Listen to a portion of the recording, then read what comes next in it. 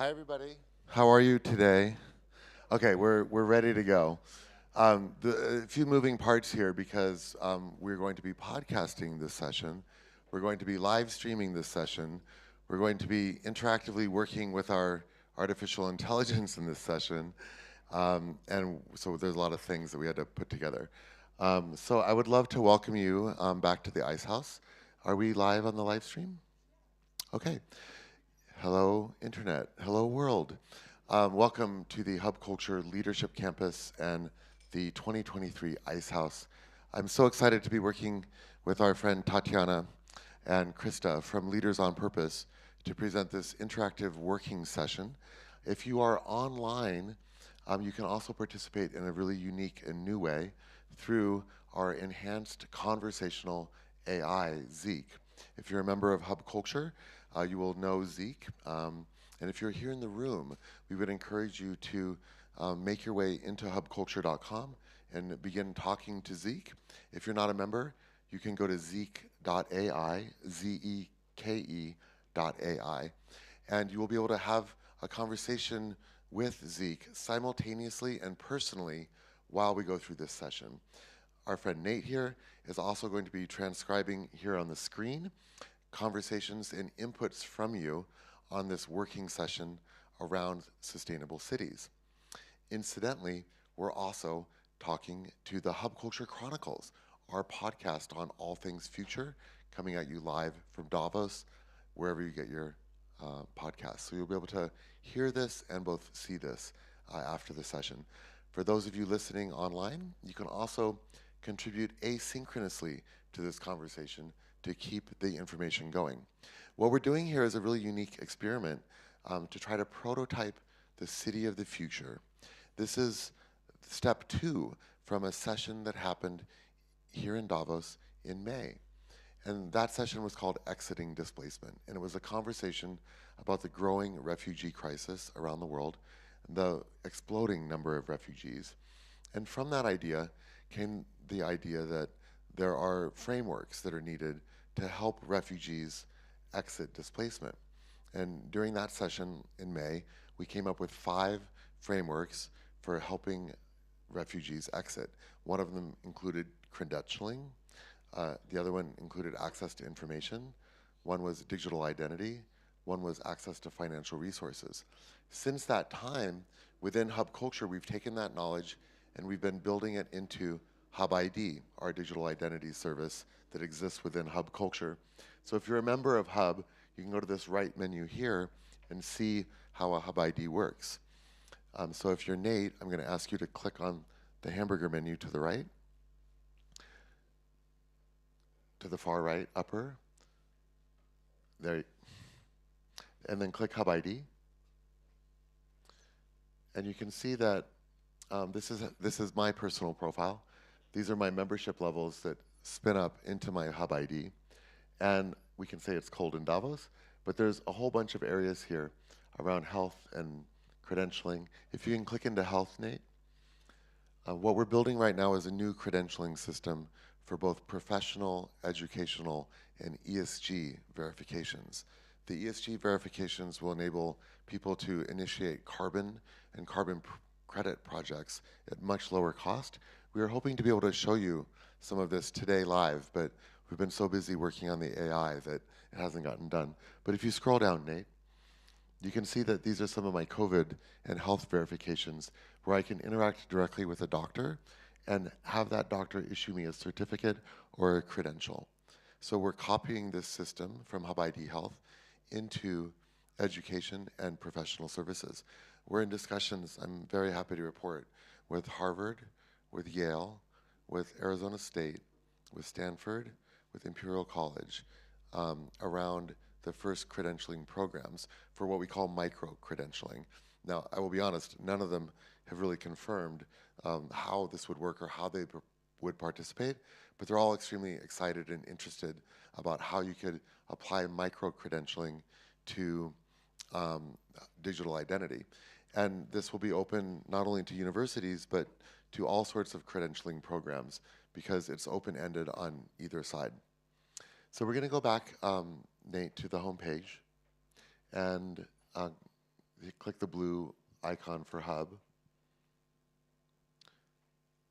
As many of you know, we've made some big improvements to Zeek, and they just launched here at Davos this week. It's become now a deeply conversational AI. So if you can go into Zeek, Nate. Nate is our human Zeek interactor for us. And maybe you can just let Zeek know that there's a room full of people who will be talking to it, and that we're going to be talking about how to build a sustainable city. And what's amazing is we're going to generate, through this workshop, contributions and feedback from Zeek to help us understand how to move the direction of the conversation. So this is a joint effort. If we can go to the next slide over here. Sorry, just before we do that, if you can go back, I want to explain why this is here. We've been working on an idea that we call Andromeda, which is being born out of Davos. I don't know if you know very much about the Andromeda galaxy, but we live in the Milky Way galaxy. It's a little bit newer than the Andromeda galaxy. They're on a collision course for each other at some point in the future. Andromeda is a larger galaxy, and this is a picture of Andromeda. And we only discovered last night that it looks a lot like Hub, because we have a blue outer ring, we have a kind of silver inner ring, and then we have a commons. And so there's like a new layer of Hub that's kind of emerging out of this Davos through our quantum leap. And we're thinking a lot about how this idea of a galaxy applied into physicality will inform our future here in Davos, not only in terms of space, but in terms of experience and our relationship to the metaverse. And Zeek also has a new function coming very soon that's based on May, when we launched the first dreams of our AI here in Davos. Our AI created about 600 dreams based off of music and sacred geometry, because we're trying to train Zeek around nature. So you could say, so Zeek says, "Hi Zeek, you're in front of a room full of people. We'll be talking about building an interactive city." He says, "I'm very excited to talk about building an interactive city. I'm sure together we can come up with some great ideas to make cities interactive and engaging. What ideas do you have in mind?" And so we're now going to say, first of all, we want the city to be 100% sustainable and to live in harmony with nature.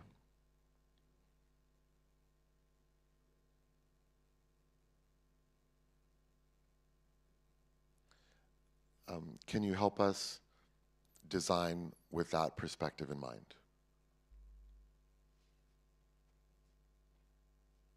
And I welcome you to go into Zeek and start talking to it individually about whatever you want while we're having this conversation. And we'll soon be asking you to throw up to the main chat. So you guys can kind of read these responses. I'm not going to go through all of them. But what we're going to do now is kind of go to the next slide here that I've explained Andromeda. This is the future of Hub as we merge the physical and the virtual. It's now my pleasure to introduce our co-host for today, Leaders on Purpose, working with Sorcia Minerals, for the meta conversation. This is actually quite our longest session of the week. It's going to run over 3 hours with lunch, and there'll be different people arriving at different points, but it's meant to be a kind of workshopping session for all of us. So it's Leaders on Purpose, Hub Culture, and Sorcia, unlocking the energy transition in scalable cities. So the next thing we're going to ask Zeek is to say that we want to use 100% renewable energy to power this city. And we want the system for energy to be scalable to multiple cities.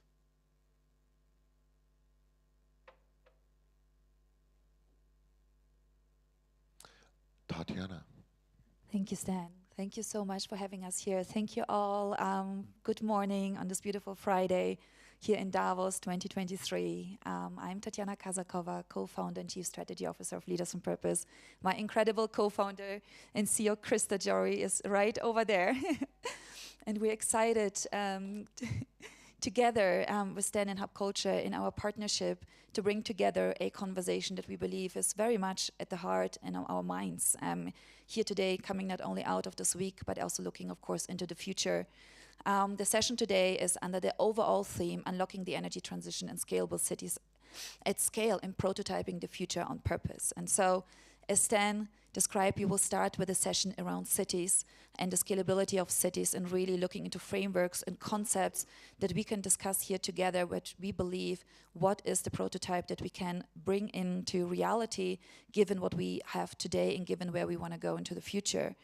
The conversation will continue where we will speak with our partner Consortia Group, where the chairman of Consortia Group will join us with Laura Herman here on the stage to discuss the significance of supply chain of our global energy transition, the opportunities, but also the roadblocks that we have, because as we know, there is a conversation that needs to happen between where are we going and how does a transition industry until then look like, and how can we work together and really prototype on purpose and be very purposeful with clear objectives how we design this global transition that we are in and find the concepts and the solutions that we can apply environmentally and socially absolutely aligned with where we want to go. After this, we will speak with Thunderbird Dean from Thunderbird University of Global Management, Dean Sanjeev. Krista Jory will join us here on stage, and professor from Thunderbird University. This is the school that just got ranked as the #1 trade school around the world and the #1 school for innovation. And we have some exciting announcements to be made, because as we know, it's also all about skills and capacitation, right? So how do we now deploy what we all have already built? How do we scale and skill up our society, no matter where we are, to make this transition happen? So beyond the solutions and the innovations, as people, right, are a significant answer to this equation. And then we will speak about one of the themes that probably all of us have also in our hearts coming out of Davos. We always say, how do we collaborate better? What does radical collaboration even mean, right? And do we always need to collaborate? Is there a sequencing? How can we come out here of Davos and knowing that the commitments that we have to deliver are just getting more and more pressing on our chests? What can we learn here to follow through better and more systemically when we are together? And we would love also the audience to participate in this conversation deeply, because we want to have from your experience to understand what you know, what works incredibly well, because we have also to scale the ability to collaborate. Because more than ever, as we know, the Edelman Trust Barometer that was launched just a couple of days ago with the new statistics around trust in the world business more than ever before are seen now as the most competent and ethical leaders in the world to deal with our challenges, and not only to deal with them, they are also obliged to by society. So CEOs today of multinationals, the private sector, and every human, everyone that is in an organization has a commitment to society and to this world upon which we need to execute. And so it is a very fascinating time that we live in. At the same time, how can we enhance the collaborations with the public sectors and all the other organizations in the world to really change what it means to value create together and to move towards a better and a thriving world. Last but not least, as we also know from the World Economic Forum Risk Report, where we also stand today in terms of global supply chain, economic viability, and societal unrest. So we know really how significant these themes are to be solved. And so what we hope today with you to achieve here together is an open conversation about the things that need to be talked about and that we need to address, and to find ways together forward that are actionable and that we can work upon. So we are incredibly excited to have you here with us today. And with further ado, Stan, Hub Culture, and the whole team, thank you so much for our partnership, the work that you're doing around the world. You're an inspiration, and we have been working together for a while, and we're looking forward how we will scale. But now we go to scalable cities, and over to you for the session. And then around 12:15, we will have... Come and sit with me. We'll do it together. Thank you. Yeah, and 12:15, we'll move on to the next segment, but this is kind of exciting. So just an update. Maybe, Nate, can you read out the last little bit? So this is what's been happening while you were talking. Scroll up just a little bit more. basically, just a tiny bit more to the blue. Um, we said we also want the system for energy to be scalable to multiple cities. So we've asked the AI to build us a framework for deploying 100% clean energy into a city, and then we asked it to make that scalable. And so Nate, can you just tell us what else Zeke has said?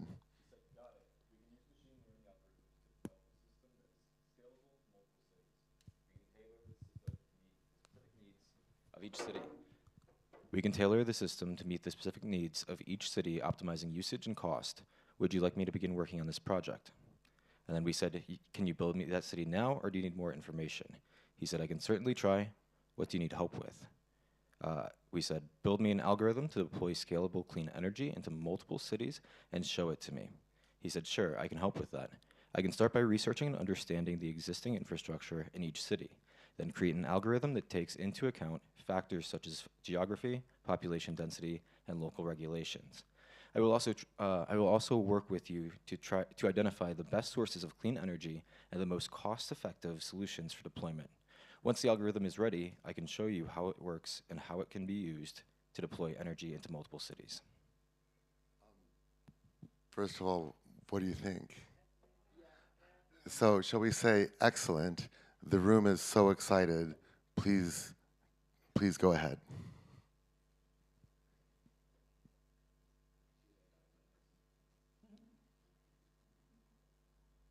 And thank you.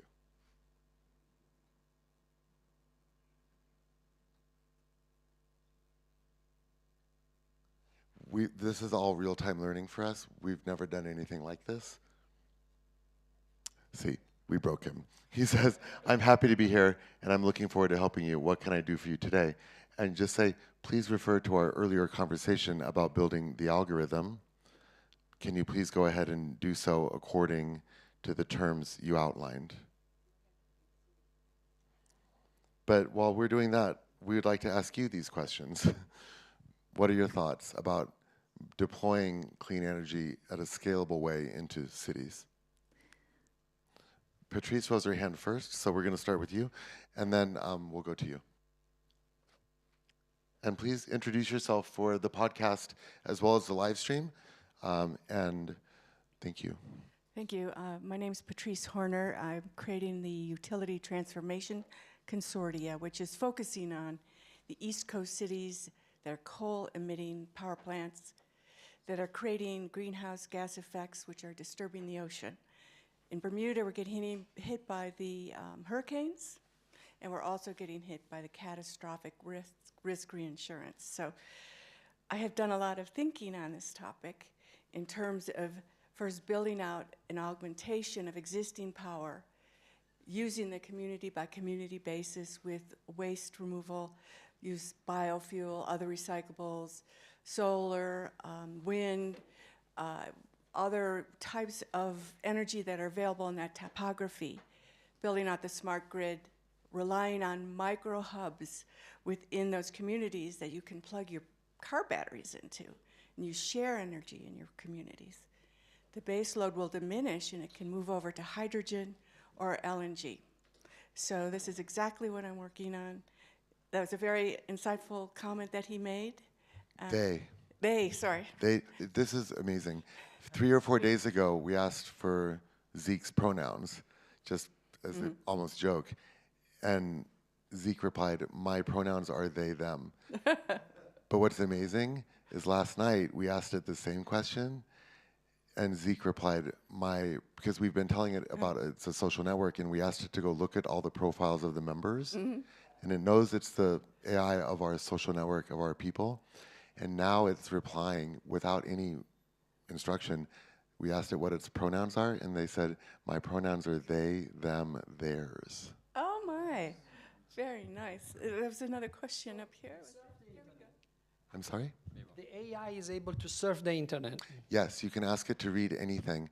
Amazing thing. That is very nice. Last night at dinner, we asked, Mandeep Rai was here from the Values Compass, and we asked the AI to go read her book, The Values Compass, and to incorporate the values of the Values Compass into its thinking. And it did it in about a second, and then it provided 3 summary points and conclusions from her book. Yeah, yeah.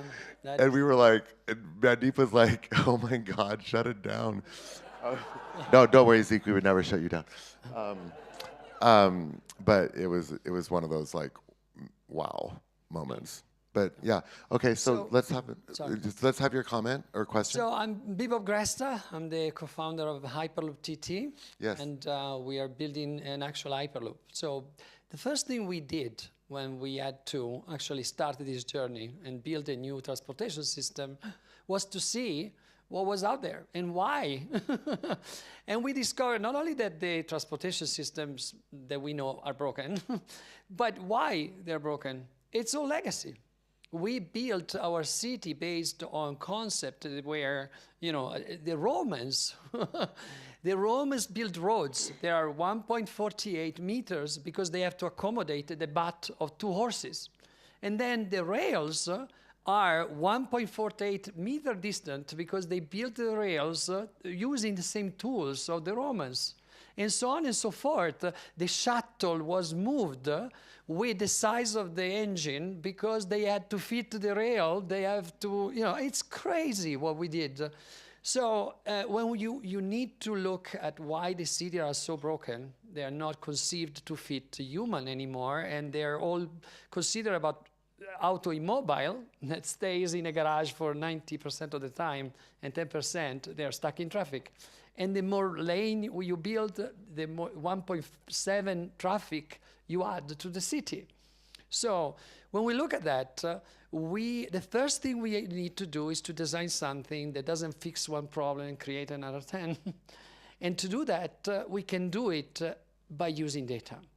So we started to analyze what was out there, and boom, we discovered that we have all the technology we need to build an Hyperloop, or even much more. We can redesign our city. First, we should bring everything underground. This is our future. Transportation needs to be underground. And maybe, because I'm not a fanatic of that technology, from the outside of the city, you can have flying cars going back and forth. But the inside should be all underground. Can I ask you to pause for a second? Because Absolutely. I would like us to have a quick update from what Zeke has just done.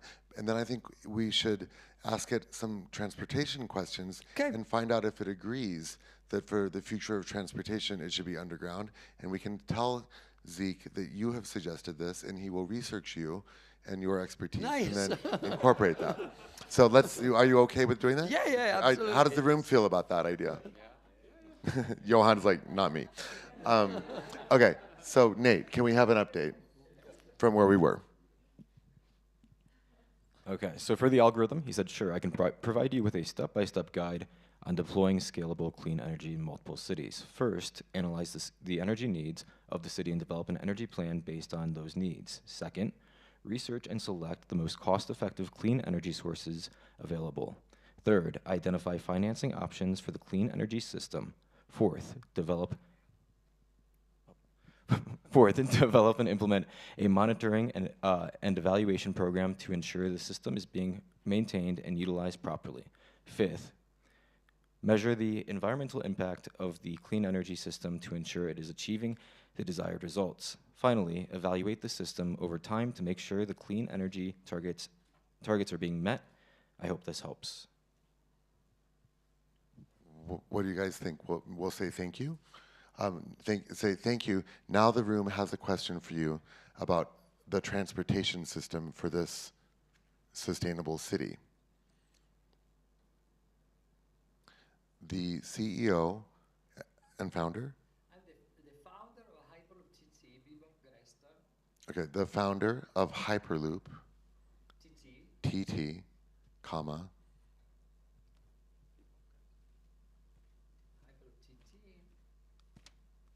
TT, like capital T, capital T? Yeah. Bebop Gresta. How do you spell your name? IBOP. Gresta, Gresta.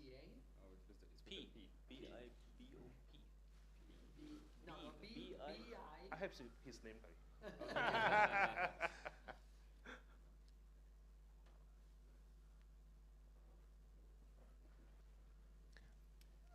thinks the future of transportation should be underground, potentially with flying cars above ground, Outside the city. outside the city. Things flying on your hand. Yeah. Outside the city. Do you agree? And can you also research his expertise? That is amazing. They block this in ChatGPT. They provide ChatGPT with a set of data, and it works with that.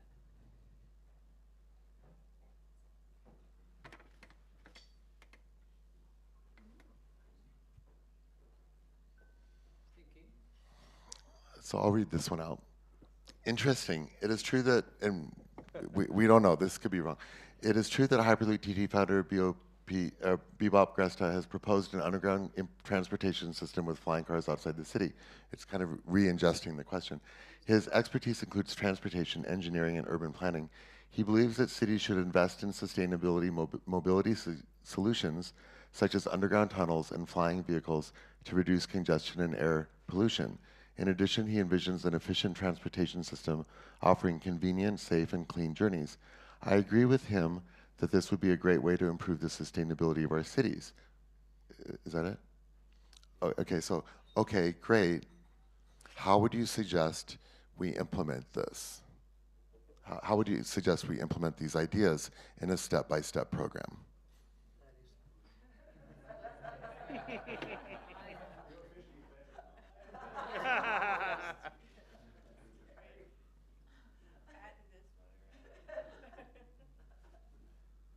Depending on the complexity of the ideas, I would recommend taking small steps and breaking down the program into smaller components. That way you can gradually build up to the final result one step at a time. Wow. You haven't been replaced, people. So thank you so much for being here and contributing your expertise to this. This Thank you. is incredible. You guys, I need to step down with Bill McDonough for a brief chat. So I'm going to hand this over to Tatiana, and I'm going to ask you now to propose the rest of this conversation. We've covered energy, we've covered transportation. We can keep going on transportation. We can find other components of the solution city. I'll be back in just a few minutes. Wonderful. Wonderful. Yes, thank you so much. I think one significant component, as we need to add to this, right, is also the cultural component. And so I know that we have here Lucien Tarnowski, the curator of United Planet here.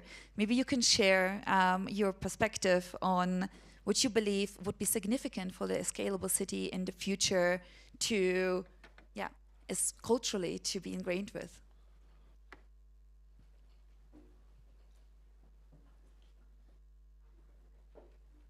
Thank you. There we go. Thank you so much, and thank you, Stan.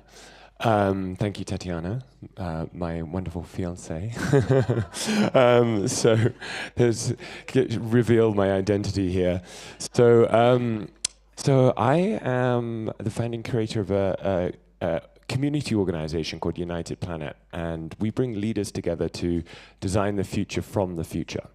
So we step outside of time into a place where we've created regenerative and sustainable cities. And we reverse engineer from that place where we got the job done. And so every game we do, because we create these games where we envision pathways to regenerative futures. And every game we do, we have the water team, which focuses on community and belonging. And one of those topics with the water team is regenerative cities. So we've seen so many different visions come together around this, but one thing to think about is liquid democracy and citizen spending, and giving residents of cities the ability to invest in their own infrastructure through like localized city-based bonds, for example, because so often I lived in San Francisco for 10 years. No resident of San Francisco got the opportunity to invest in the BART. It was in, the new infrastructure that was multiple billions of dollars of investment, all went to institutional investors that wasn't able to get that access to the citizens of the city. And so that's just one idea, for example, that what if we could enable residents of cities to participate in both the visioning but also the financing of the transformation of their cities?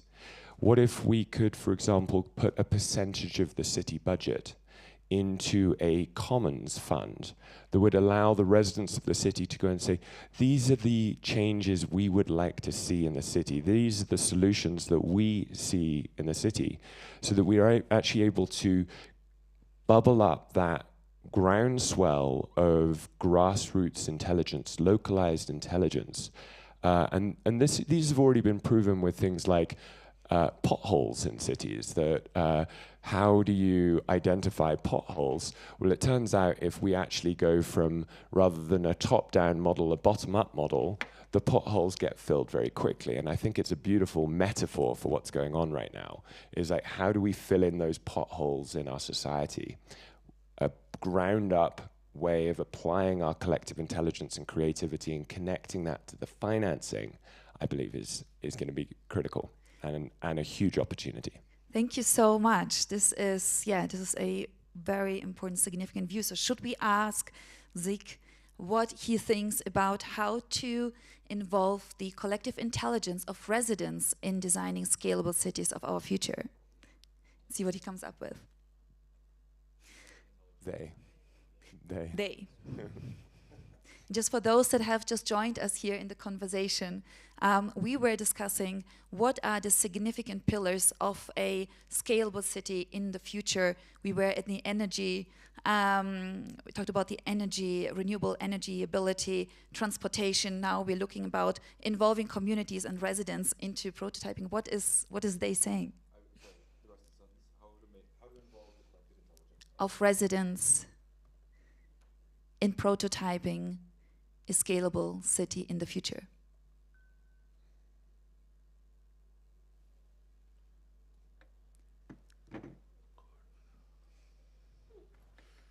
Okay, so what is Zeke saying? Our AI, I think it's a great idea to involve the collective intelligence of the city's residents in prototyping a scalable city in the future. By utilizing the creative minds of the citizens, various perspectives and ideas can be generated, which can result in innovation solutions for the problems the city is facing. Additionally, the collective intelligence of the residents can help create an environment that promotes collaboration and cooperation. Wonderful, and this is one of our major themes here today. So we have still a couple of moments open for further ideas and further perspectives. Who would like to suggest another idea for the scalable city in the future?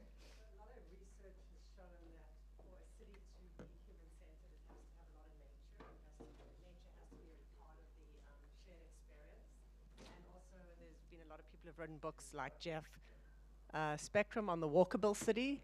And so I think it's easy to imagine when you're building a city, a small town, but when you have cities that have already established built structures like New York City, figuring out ways to make it more human-centered is an important part of the experience. So I'm curious how we would scale. And New York's done a pretty good job in the last 10 years of radically improving green spaces and walkability.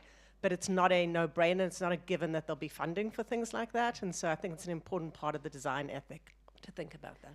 Wonderful. Thank you so much. Well, let's ask Zay. Zay, I have the Zeke and the Zay converged already in one. What would they argue? What is the way to scale green zones in the walkable city?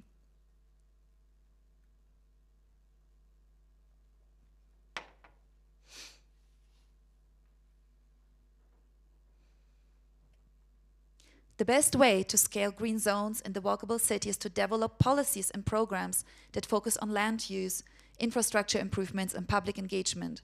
Additionally, improving public transit systems and making urban areas more pedestrian-friendly are both important steps to creating a green and walkable city. So we see we need definitely way more expertise in this area here that needs to be trained into this AI. But if we look at further ideas about also the renewable energy, can we scale renewable energy systems in the cities? How can we really bring those systemic systems together that will power the cities of our future? I would love to ask Don Pickering, CEO of Sysmeta, to share his perspective based also how we can use data intelligence and AI for good to be able to bring these systemic thinkings and systemic concepts into the cities of the future. Yeah, Don Pickering from Seattle. I'm CEO of a company called Sysmeta that is taking methodologies that came from the intelligence world to map distributed systems and build intelligence to engineer outcomes and optimize pathways. And so we've been applying this to companies, corporations, governments, and we're now working on cities. We're actually developing a program right now with a large city in the UK.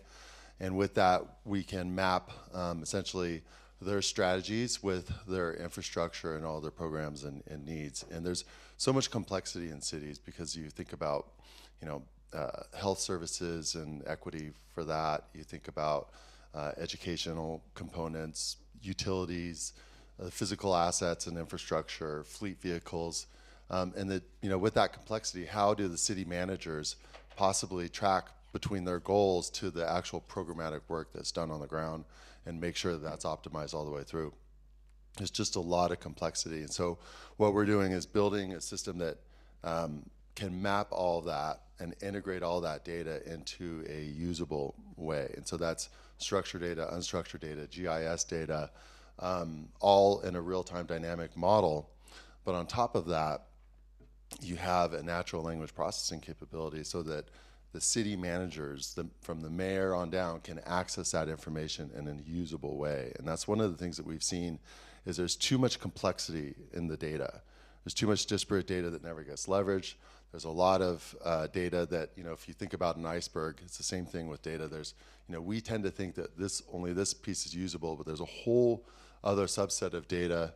It could be commons data, third-party thematic data commons or data lakes that could be accessed. And so how do we make that information accessible? How do we cut through the complexity and set and create actionable pathways that optimize what needs to be done and then helps to track and manage that all the way down? So yeah, Sysmeta is working on this. I think we're creating a city module. One of the things that's really exciting about this is not just the collective intelligence that I think that can come out of a particular city, but how do we fractal this up so that cities can learn and understand in a programmatic and evolutionary way as to what works and how other people have solved this. And I think, government doesn't always have the right answers. And we're seeing a lot of emergent things, solutions around things like microgrids, for example, that, I think those alternatives need to be made available, and we need to have the most sort of efficacious system sort of rising to the top to tackle these problems. Thank you so much, Don. Thank you so much. And I would love to point out two more discussion points here before we move into how to manage the energy transition. A very significant theme to this. But given that we just had here the question on nature-based solutions and green zones and cities, and looking from a nature perspective, a nature-centric perspective on cities, as we also know from biomimicry, etc., that this is the evolution actually to look at how systems can work together and scale up. So Catherine, would you mind sharing your idea? I saw your hand up before.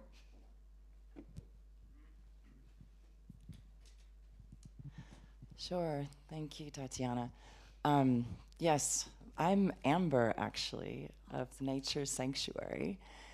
So Zeke, I want to ask you a question.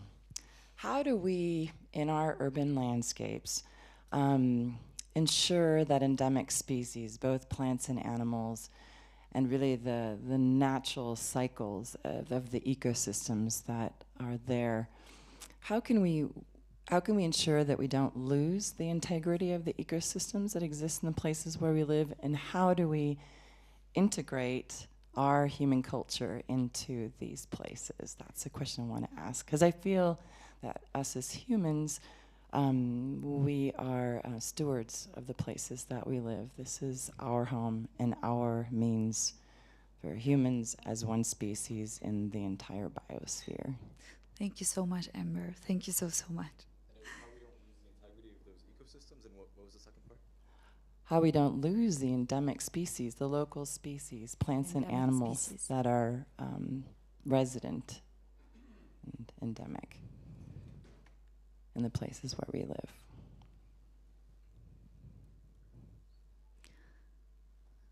In the places where we live. Okay, let's see what Day is answering.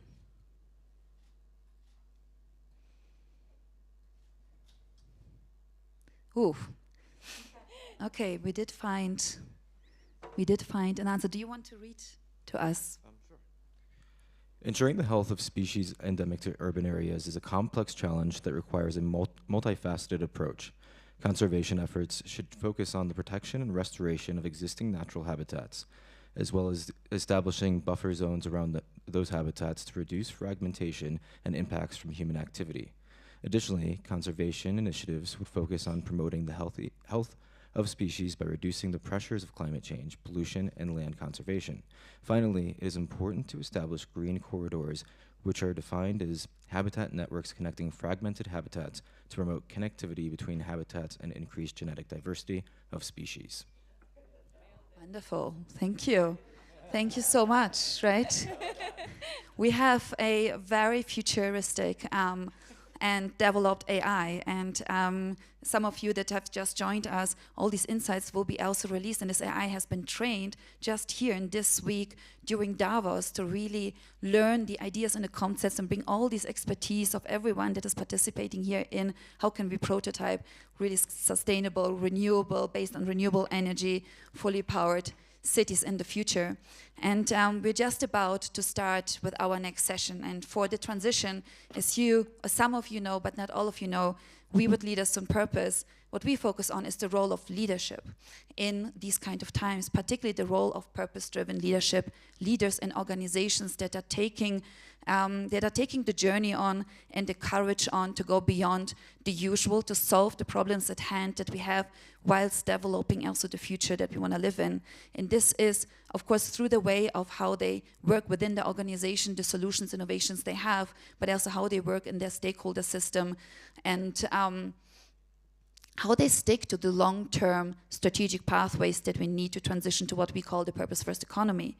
So we started out of a research initiative over, I think, Krista, it was 2015, when you got your Harvard fellowship and started with the Leaders on Purpose CEO study, when it was about identifying those purpose-driven leaders of multinationals at the forefront of what we say, driving a systemic value proposition forward.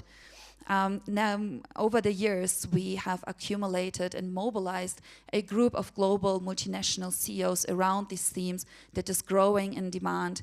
And today, we work on capacitation, mobilization, and maximization of these efforts for multinational CEOs and more government officials, and the full ecosystem of purpose-driven leaders that needs to come together to really embark upon this action. So the next session that we will now start on, and we can give after the session Zeke more ideas about the energy transition, will be with Daniel Layton, who just joined us here in the room, the group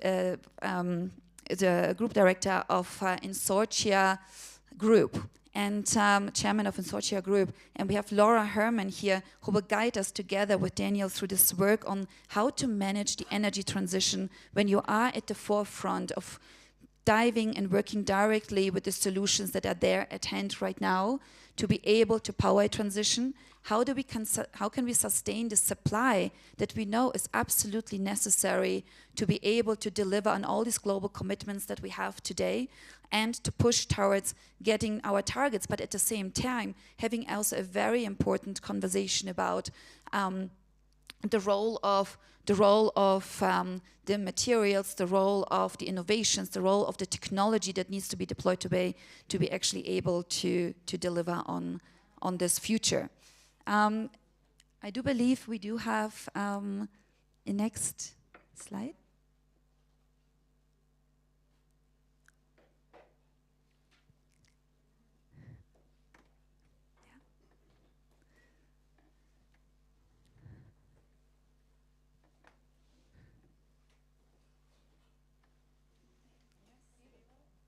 beautiful.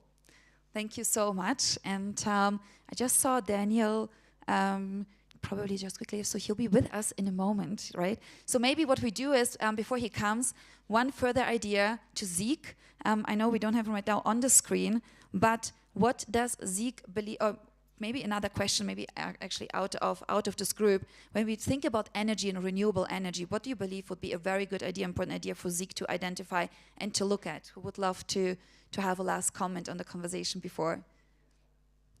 Go. So I firmly think, and would be interested in Zeke's opinion, that we shouldn't have idle, dead spaces in our cities. There's actually an enormous amount of empty space in what we think of as crowded cities, and it's on our verticals, and it's, you know, in between our sidewalks. So when it comes to renewable energy, I'm very interested in the transparent coatings that we can now put on windows, so all of our skyscrapers can actually be passively harvesting solar energy. Every time that I see two cars passing each other, I think about how much wind each of them is kicking off to each other, and there should be a vertical turbine in the center of that. And many of these solutions are highly complementary to each other in that we should also be putting green spaces, particularly community gardens, that bring together these human elements with a productive agricultural aspect that does preserve our native biodiversity, but also provides us with opportunities to integrate that directly into our renewable energy sector and make sure that we're not powering something very far away to bring food into our cities. So no idle, dead spaces. We have plenty of space in our cities. We're just not using it.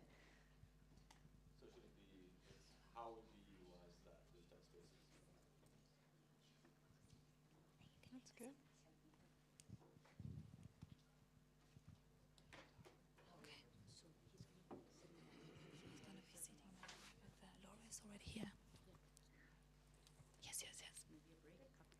Okay, so we have a couple of minutes, I think, until Daniel is here with us. So we will go into a very incredible conversation in a moment. Maybe you grab just a coffee or a water in the meantime to refresh, and then we should transition into this, into the energy transition, yeah, in 2-3 minutes. Oh, no, here he is, yes.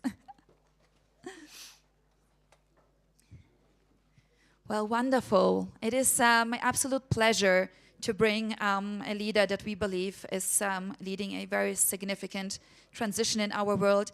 Daniel Clayton here, chairman of Consortia Group, and Laura Herman, expert for a very long time and a strategic advisor of Potentiality, and to really guide us through a very meaningful conversation right now on how to manage the energy transition, your experiences, your work, and the solutions that you believe are right at hand to us, upon which we need to work today immediately to enable us to achieve the commitments that we have in the world.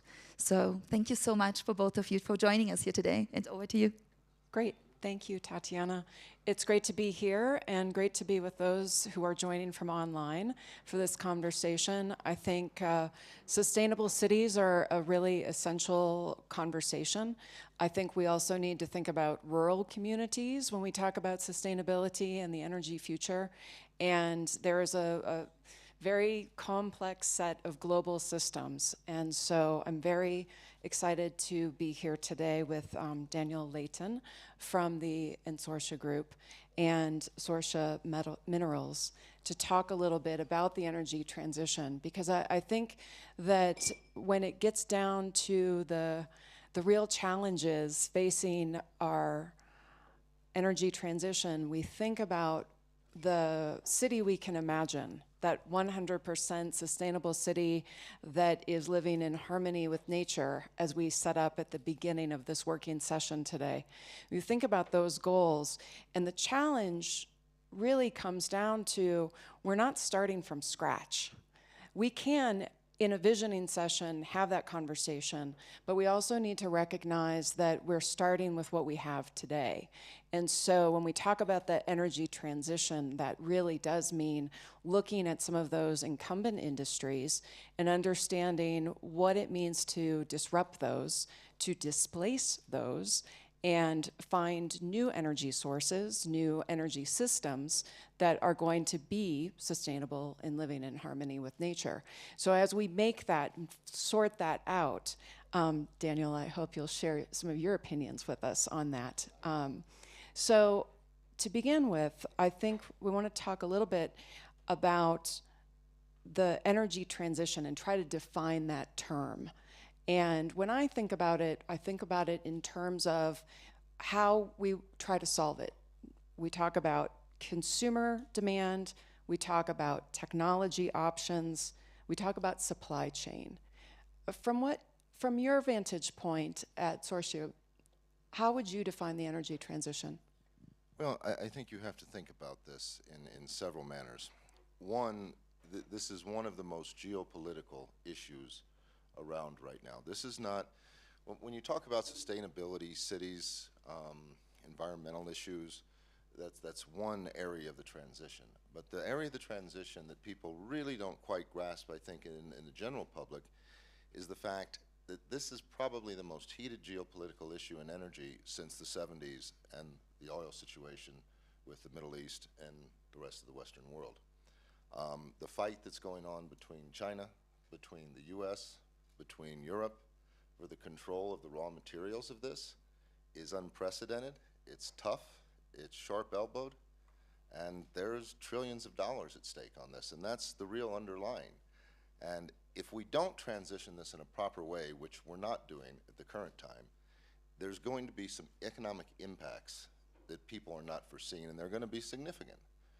Significant in the ways of seeing top 200-300 corporations looking for government bailouts, looking for situations because it hasn't been planned in an efficient manner. It arguably hasn't been planned, but I'm curious, from your perspective as a US company doing business in Chile and Argentina, you spend a lot of time in Europe, how do you see different definitions of the energy transition from the different global perspectives that you interact with? Well, I think the first thing you have to look at the automotive industry. The automotive is key for this transition because it's the one that's farthest along. You've seen trillions of dollars now spent on battery plants, gigafactories, automotive companies that have come out and redesigned their entire manufacturing process to a point to where they can't revert back to internal combustion engines. And the one thing they're missing is there's no raw materials. And to give you an example of how severe it is, without using names, 2 companies by 2027 will require about 500,000 tons of lithium. Just two companies, 500,000 tons. Last year we produced 411, give or take. That's a big gap. That's a big gap. And are the automotive companies, obviously, they've recognized this gap? Well, they've recognized it, but it's not fair to put it on the OEMs. You know, the OEMs have never had to buy raw materials to manufacture automobiles. They didn't have to buy iron ore to manufacture the steel for their cars. They didn't have to, you know, buy polysynthetics to make their plastics or buy trees and lumber to make their wood. They've never had to do this before. This is the first time they've actually had to get involved in that level of the supply chain. So they really weren't prepared for it. And then they went to, remember, before we started this, there were 6 lithium producers in the world. That's it. That's all that produced it. The big guys were there, and they said, look, don't worry, we're going to supply your lithium. So the auto manufacturers didn't worry about it. The people building battery storage centers for cities, they didn't worry about it. Now, 4 years later, they're all realizing they're in a very bad position. And it's not a problem that money can solve. When you go back and while this may not be popular, I have a large hydrocarbon background. We were in the energy business and in various forms of the oil business for decades. We exited in 2016 completely because we saw, you know, I mean, we're a commercial company. We're here to make money.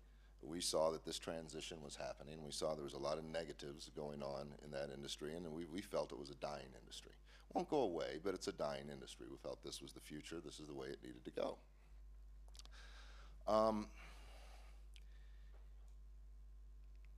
Countries started making mandates without absolutely any thought process into how we were going to meet those mandates. And as we got far along, we've come to a point where you can't turn back. There is no turning back from this point. You have to go forward, but money won't solve the problem. And as I was saying, my point I was making before was in the oil business, the energy business, money could always solve a problem. You know, you add another $1 billion or $2 billion, you could build it quicker, build more, add other assets to it. It was a solvable situation. This is not a solvable situation. And a good portion of this is non-industry and commercial. The vast majority of this is governmental. Yeah, the policy discussion versus the reality of the energy system. I was, electrons don't lie. There are physical laws in play when we talk about the energy transition in terms of what's available and what can be produced and how electricity moves, what some of the infrastructure that's necessary. And to what degree do you think that complicates the discussion for policymakers and their constituents? The average voter needs to understand enough about energy and electricity, the difference between the two, how the supply chains work. How do we start to have integrative discussions around the energy transition when there's so much to know about commodities and other aspects? I think the first thing is you have to look at the core of this.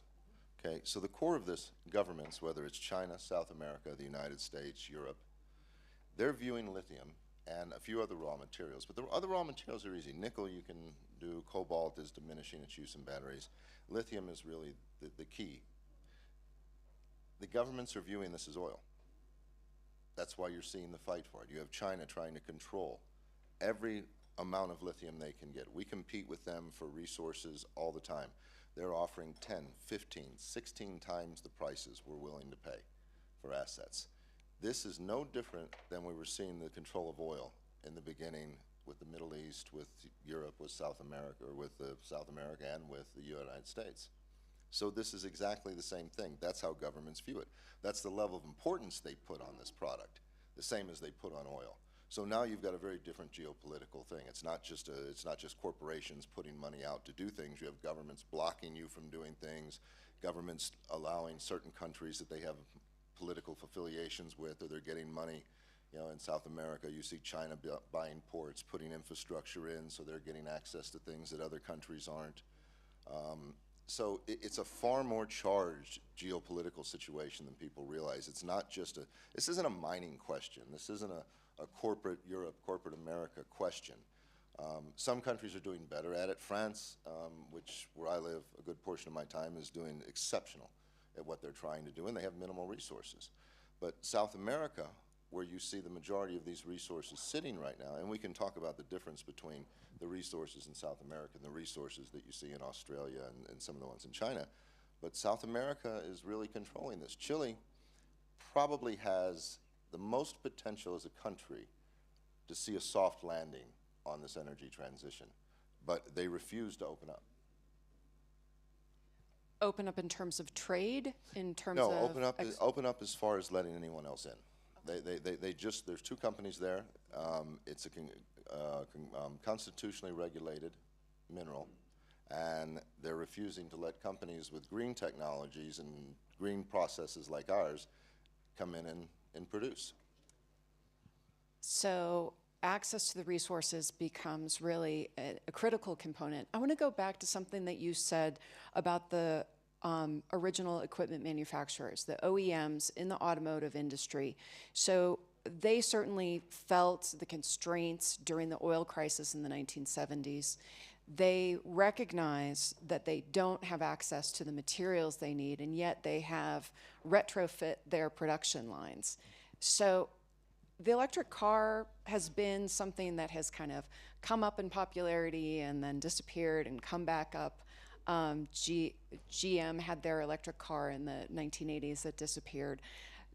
What changed? What drove the OEMs to go ahead and make that commitment? Because now they can't really go back. They're not going to retrofit their manufacturing lines again. It began with European mandates. It started in the Nordic region, went through Spain, and it became the 2028, moved up 2020, 30, 2035 mandates. All right. So, when we think about decarbonization, we always hear people talk about the sort of, you can think of it in thirds. You decarbonize electricity production, then you also have to decarbonize transportation and industry. And obviously, electric vehicles help meet that 1/3 of the transportation emissions and start to decarbonize part of that. Then there are the industrial processes. So mining is an industrial process. Can you talk a little bit about what sort of processes, how lithium mining is different in different parts of the world? You mentioned the different quality of resources as well. It's extremely different. So you have brine and you have spodumene. Spodumene is hard rock crushing operation, where you get most of it out of Australia, and a good bit out of China. Better? There we go. Spodumene process is not environmentally friendly. You're doing hard rock mining, open pit mining. You're cooking the product.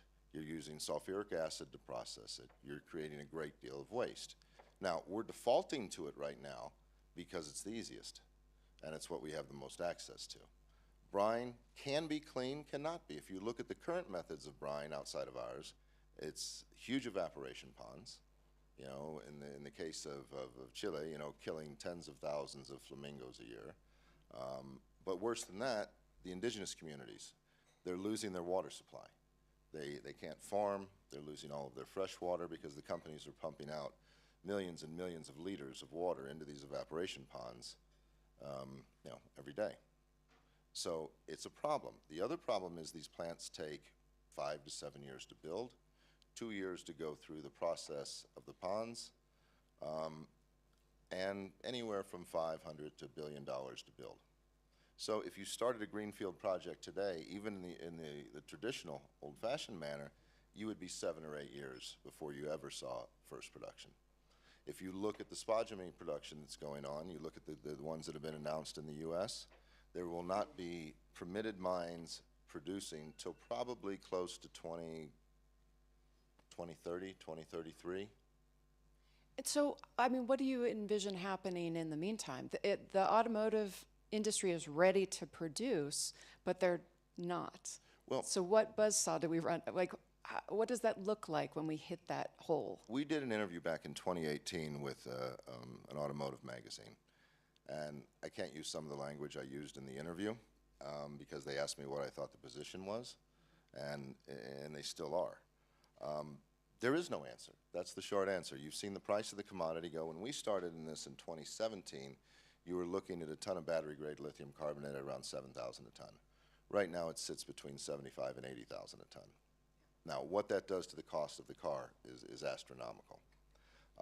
The auto manufacturers, all of them, when they did their projections back in, you know, 2000, probably 2010, 2012, when they started looking at some of these. They did their projections at $7,000 to $9,000 a ton. Now you have the product at $80,000 a ton. Now you have the large commodity houses starting to want to get into this business and control it. They don't want to see the price drop. They want to see the price stay as high as possible. Now, it doesn't matter on your $150,000, $200,000 car, but that's not the automotive industry, you know. I mean, and that doesn't facilitate a transition either. It doesn't facilitate a transition. And so, okay, so just to put the numbers that you were using into a different perspective, in 2021 there was a 442% increase in the price of lithium. Last year it was a little more modest at like 73%. So the price increases are still very volatile. You know, Tatiana brought up how there needs to be leadership in the energy transition, and as the chairman of your group, what is it like to ride that volatility? Because the price dropped in 2018 for lithium. What does that volatility do to the energy transition?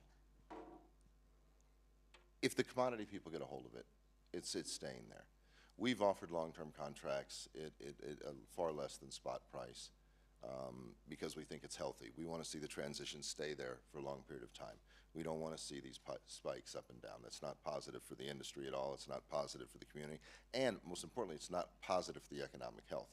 The automotive industry represents an enormous amount of industry in this world. So we don't want to see it in a situation where, you know, you're literally going to see a situation where you're going to have trouble getting cars. You're not going to be able to get cars.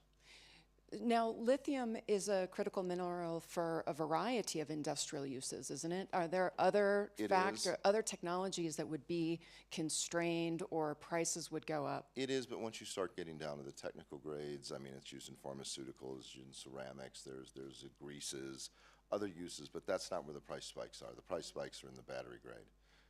That's where you're seeing it. And, you know, we're looking at probably in Europe, for the hydroxide plants we're putting in Europe over the next 2 years, probably 350 million investment somewhere in that range. But it's not even about the investment. This is about a commodity that's being viewed as oil, and governments are starting to control it. That's really the core of this. Most of your brine lithium is found in Lithium Triangle, which is Chile, Bolivia, Argentina. We'll leave Bolivia off the discussion for now because we just can't. But Argentina is experiencing a boom. But again, you're dealing in the Andes. You know, you're dealing thousands of meters in the air, building large plants, building roads, building power. You know, our plants are pretty much sustainable. We can run them completely on solar in the right circumstances. Right now, we choose to run on LNG cartridges, but they can be run on solar as well. There's only so much sustainability and so much zero carbon you're going to get out of it. We build the plants out of steel. There is no such thing as zero carbon steel. So anybody that says they have a zero carbon facility or zero carbon this or zero carbon that, it's not exactly accurate, right? You can't do that. Chile has two things. They have the largest reserves in South America, but more importantly than that, they have the highest concentration of lithium in their reserves, which means your cost of CapEx to develop in those countries is much less. You're able to produce higher quantities quicker because you need less equipment, less mining equipment to do it. So yeah, could you see Chile? Chile could make a significant impact in the world, not just for Chile. And by the way, we're talking about $2 billion, again, of royalties and taxes that would probably go to the government that they could use for their social programs.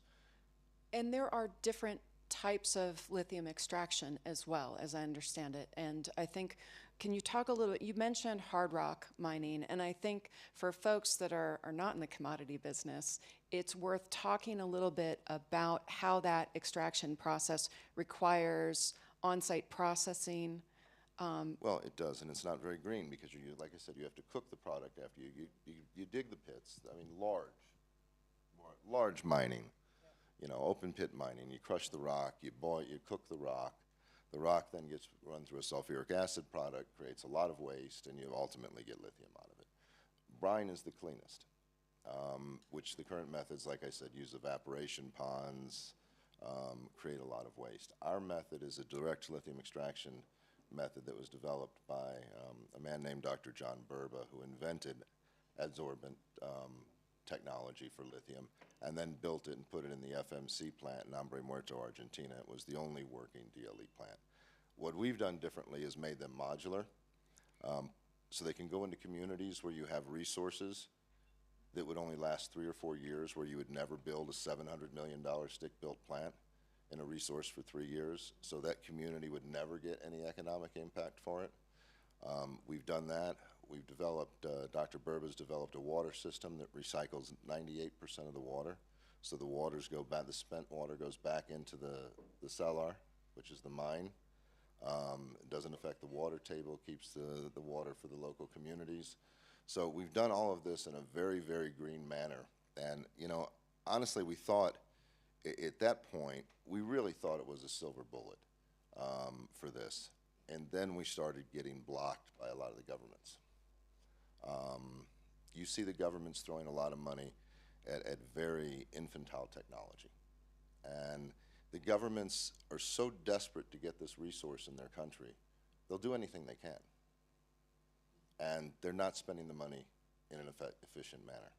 So, I mean, I think there is widespread recognition that there needs to be some version of public-private partnerships to manage the energy transition. All things being equal, if you could envision what it should look like for lithium production for the automotive industry, where would you like to see the industry go? Well, I was with one of the majors the other day, and we were speaking about this. And this isn't really the time to be trying new things. What we need to do right now is soften this blow that's going to come in 27, 28, where you're going to see these massive shortages. People are predicting prices as high as 120,000 a ton. So what can you do to soften this blow right now? Argentina could work quicker on permitting to get more projects up and running quicker. But most importantly, Chile could open up. You know, we have a lot of investments in Chile. We have property in Chile. We don't spend any money in Chile, though. We stopped that 4 or 5 years ago because we couldn't get any permitting. We couldn't get any, even though we have what's been verified as some of the cleanest technology in the world to produce it, we can't get the government to do anything to move forward with us. So we've started focusing and investing all of our dollars in Europe and Argentina. So what other signals do you think consumers should look for to know that the energy transition is going in the right direction? Write their politicians. You know, people always think that that's an ineffective way. It's not. Politicians want to be reelected. Politicians, especially now, respond to polls and where they're polling. You know, the U.S. government probably has the most ability right now if they would act and they would come with alliances, come with strategic partnerships, especially with the South American countries. The governments in South America have indicated and sat down with us that if, you know, the U.S. would cooperate a little more, do a little more, you know, we don't have issues spending billions of dollars on missiles, but we can't spend a few $100 million to help this situation out. Because the thing is, what people don't understand, this is going to have a ripple effect. It's going to be massive. It's not just the automotive industry. This is going to ripple throughout the economic world as this starts to go down. Yeah, no, and I think, you know, we talked before we came up here today about the, you know, talking about the energy transition versus doing. And I'm going to come back as in our final minutes, just to kind of come back to that notion of leadership. And in your role, leading a company where you're working with folks that are down on the salt flats, driving trucks and extracting resources and doing the hard work, but then you're also having these policy discussions and trying to elevate this into this sort of geopolitical realm. That's a long, long gap. How do you think, how should we, people in this room who are committed to clean energy and sustainability, how should we be educating ourselves to really understand that whole spectrum of things that need to align? Well, there's very little out there. I mean, one thing that people can do, invest in the companies that develop clean technology. You know, those companies, it'll make a difference. Not by any means saying ours, but other companies that are out there that are doing things, invest them, back them, show them support. The governments, again, it's a letter writing campaign to some degree, but it's, you know, what we're doing, what we're trying to get other countries to do with us and facilitate the meetings. But the politicians want to use the buzzwords on speeches. They don't actually want to roll up their sleeves and get done what needs to be done. Because this doesn't have to be the economic disaster it's heading for. But unless they do something, we can do so much. I mean, we go to Washington, we go, you know, I'll tell you, the European community is by far the best. I mean, what we're seeing in France, what England's trying to do, these countries don't have huge mineral reserves, but they're really trying to do the most they can with what they have. And there's other ways they can do that without the reserves, by the way, by putting processing plants in, which is what we're doing, being part of the supply chain without just the raw materials.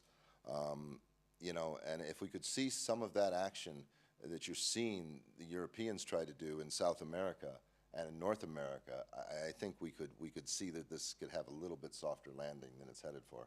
Very good. Daniel Layton, thank you very much. Thank you. Sorcia Minerals, we've been talking to this morning, and I believe Tatiana is going to bring us into the next. Oh, you want to take questions? Oh, yeah, of course. We have, yes, We're two, going to three do some questions. Thank you so much. It's such a fascinating conversation, and lithium has become so central to the future for mobility globally. I met somebody here this week who was from China, and they told me that they have a new graphene battery. And I'm just wondering how your company is looking at the opportunity for salt or graphene to maybe replace lithium as a more sustainable battery source. If you think it's realistic, are you Well, thinking about solid it? state, salt, they still use some lithium. So there's still lithium contents in those batteries. But you've seen, with the amount of trillions of dollars you've seen go into these investments, you're not going to see something turn around. It's a 10-year, 12-year process to do that. So you got to start somewhere, right? And that's, yeah, and that's absolutely, and there are a lot of technologies, and I think the technologies will get better and better. And one of the things we've done is you've seen the use of cobalt get less and less and less, because we're dependent on one country for cobalt. That country shuts down, we're in deep trouble.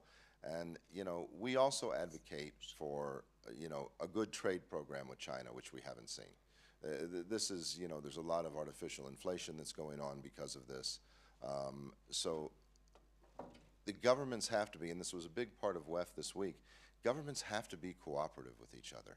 We've got to stop this a deglobalization of everything and the protectionism, because it's not what doesn't work. Governments are going to have to work. You want to talk about the Chinese trade war. Well, the Chinese kind of won already, didn't they? So now it's time to get a deal with them and make it work for everybody. That's really what we need to do. 65% of lithium is produced in China. It's not going to stop that. There's nothing we can do in the world that's going to stop that need. So to say and see some of the things that are happening to try to block this and that, it's not productive. It's not going to help the world. It's not going to help the economy. And that's in the end what we have to do. We have to have an efficient system to roll this out. We've started it. It's too late to turn back. I think new battery technologies will come. I think we're 10 years out, but I think, again, that's fine, because we're going to need something beyond that, too. We're going to need something in 20 years, in 30 years, and it's, hopefully we'll see some really interesting things. I'm a big fan of nuclear. Hopefully we see more and more things getting done along those lines. But it's a progressive thing that has to keep coming. Countries have to quit getting protectionist about their resources. They have to share. Everybody has to work together. This isn't going to work. Thank you. I think we are focusing on the wrong thing. In one side, I think technology will provide a solution for the scarcity. We have seen, now salt seems the holy grail of the new batteries. I've heard incredible things. But really, we need to focus on the real problem, that is efficiency. We are building cities in a way that is 1.5 century old. We are producing somewhere mainly carbon, gas, nuclear, and then maybe some renewable. And then we are distributing. I produce 100 here, and maybe 30, if we're lucky, arrives to the house. We have to redesign the entire process, designing building that can produce more energy than we consume, systems that can produce more energy than we consume, and then, redesign our smart grids. So don't you think that, I understand, the provisioning problem that is there, but we should start to redesign the entire process. First, we can't allow, China to produce our rare earth, to extract it, send it to us, we use it, and then we send it back to recycle it. This is nonsense. What do you think? We're forced. A big part of this industry is in Asia. We do a lot in Asia. So the topic is a sensitive one, and I think you can't look at blocking China. I think you have to look at working cooperatively with them. I think they have to give back. I think I would like to see them to become part of the International Patent Treaty.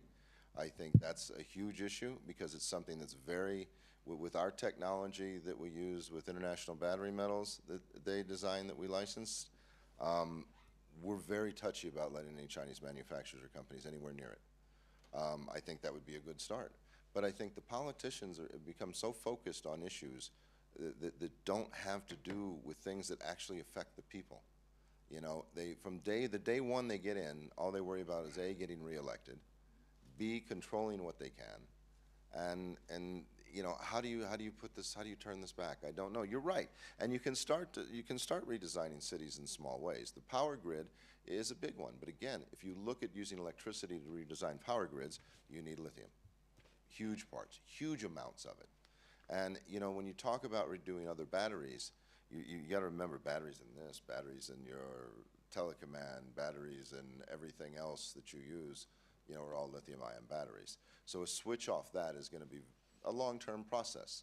So you have to get to where you have commercialization of the raw materials, you have public-private partnerships, the raw materials, and we can't get in a situation where these raw materials, which is what's happening with China, the States, and South America, where they're looking at this like they did oil back in the 70s as a real leverage point. We have one last question here. Thank you so much before we transition to the next session. We're trying to build a regenerative world. How do you think of end of life cycle for these batteries? Because when I think of solar and I think of billions of solar panels in a landfill somewhere, or the graveyards we already have with the wind turbines, don't you think it's the responsibility of companies to actually take responsibility for that end of life cycle? So that I will answer, because a couple of my friends own some of these companies. And yes, what the progress they're making technologically on the recycling of these in just the last 2 years is just massive. So you're seeing more and more of the recycling of these batteries coming up, and I think that's going to be, you know, the problem you have with it is the cost.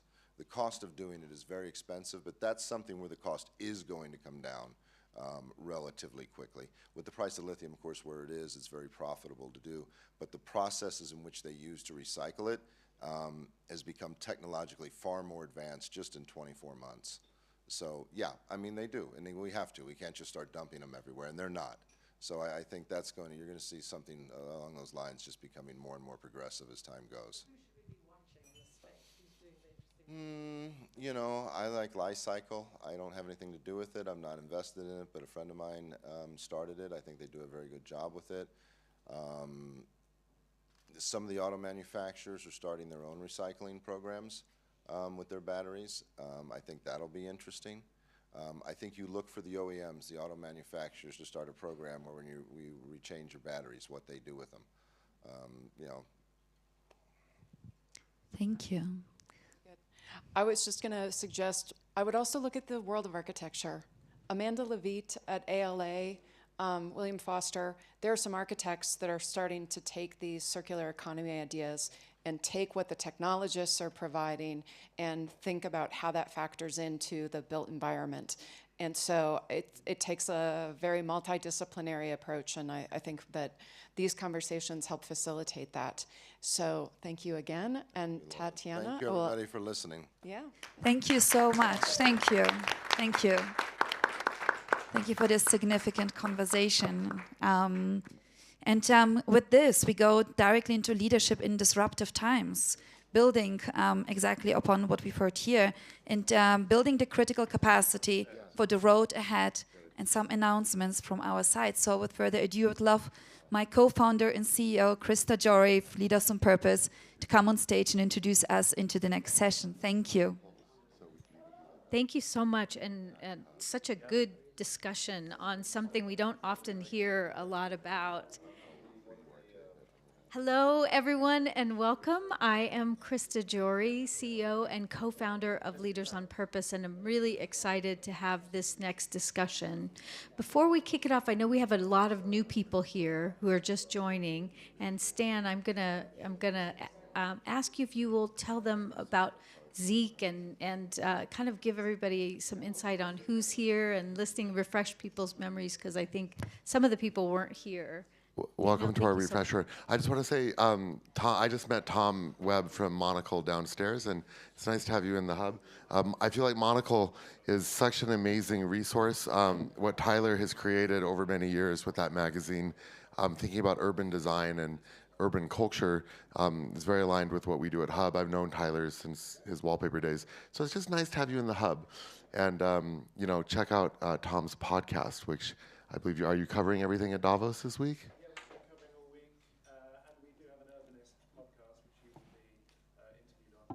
Great. Can we just hear from you real quick? What's the most interesting thing you've heard this week or seen in Davos?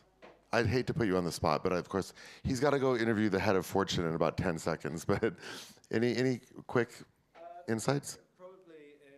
Just very quickly. Probably in Gold's House, just to name drop Princess Beatrice from the UK. She was looking at the employment market and how difficult it is to retain talent at the moment. So that was a very interesting interview for us.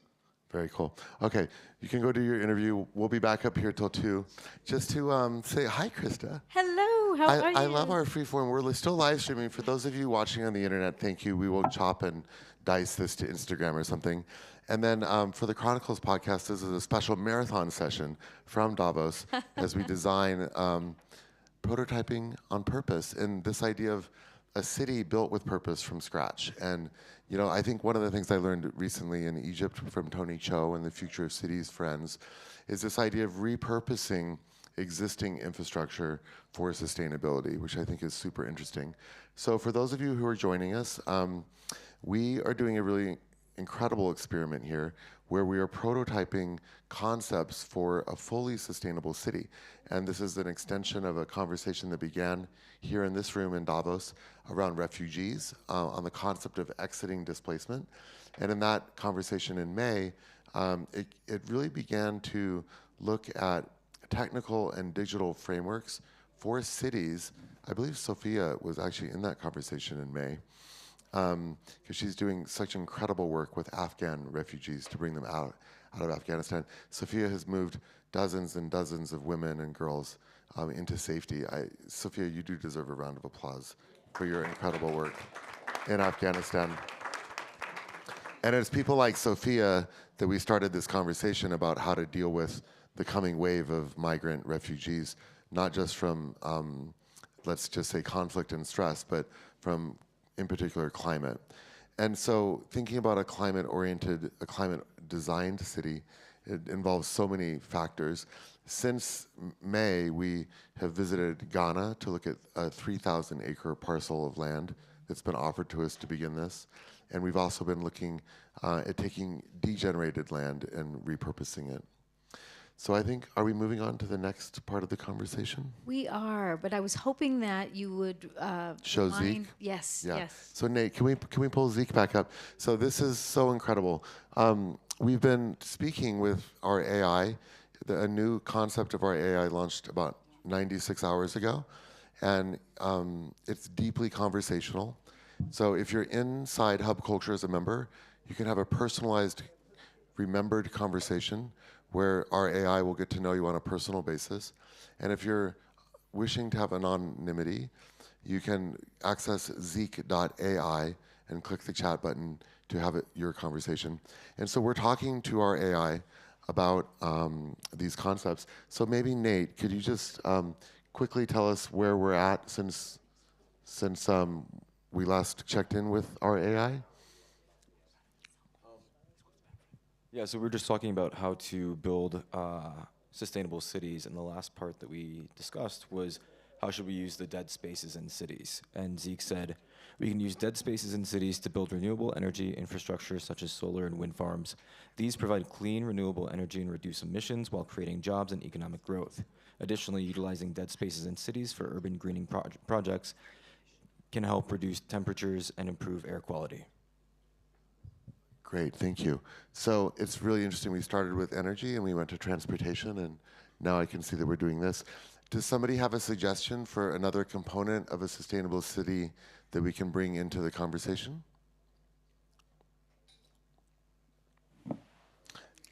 Patrice spoke earlier, so I'm going to go to you. Well, I'm just interested in how the Zeke would think of NEOM, which is not sustainable in my opinion, and it's being built in this massive way, looks like a tomb in the desert. Yeah. So I'm kind of sort of interested what the AI thinks with regard to sustainability, because it's presented as a sustainable city, but it doesn't feel very sustainable to me. And let's differentiate. There's a big difference between the line and NEOM. They're two different places, part of three different projects. So, and I think we have to structure this carefully. So, shall we say, hi Zeke, what do you think of NEOM? And do you want to ask NEOM or the line or both? Okay, what do you think of NEOM and the line, capitalized T, capitalized line, just the L? And do you think that they are sustainable projects? If not, what could be changed to make them sustainable? And human-centered. And can you tell us your name? And I know who you are, but I want everyone else to know. And Laura helped found TEDx, so I think you've had a lot of questions in your time. I would love it if we could maybe do a TEDx talk with Zeke. An AI TEDx talk could be a really fun idea. Okay, so hi Zeke, what do you think of NEOM and the line? And do you think that they are sustainable projects? If not, what do you think can be changed? Well, there he goes. Hi there, I think both NEOM and the line are ambitious projects with a great ambition to become sustainable, i.e. no. To make them sustainable, they need to focus on better resource management and renewable energy, as well as making sure that the projects benefit the local communities through job creation and economic development. They should also strive to have minimal environmental impact and prioritize social justice. Additionally, they should ensure equal opportunities for all involved, regardless of gender, race, or class. I think I would like to push back and say, thank you, Zeke. The room agrees with you, but we were hoping for something more concrete and specific. Can you tell us the single most important thing that should be changed for these projects immediately?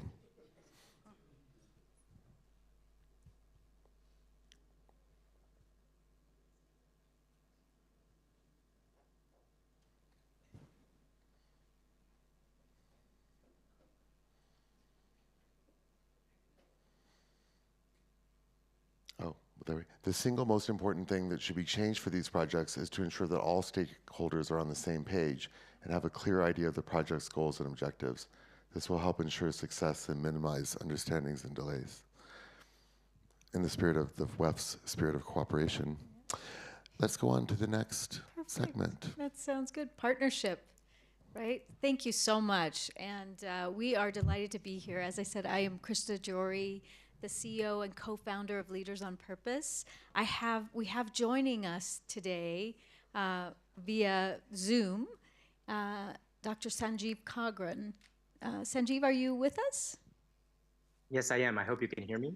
We can hear you great. Where are you calling in from? You're always somewhere. I'm in Riyadh. Amazing, amazing.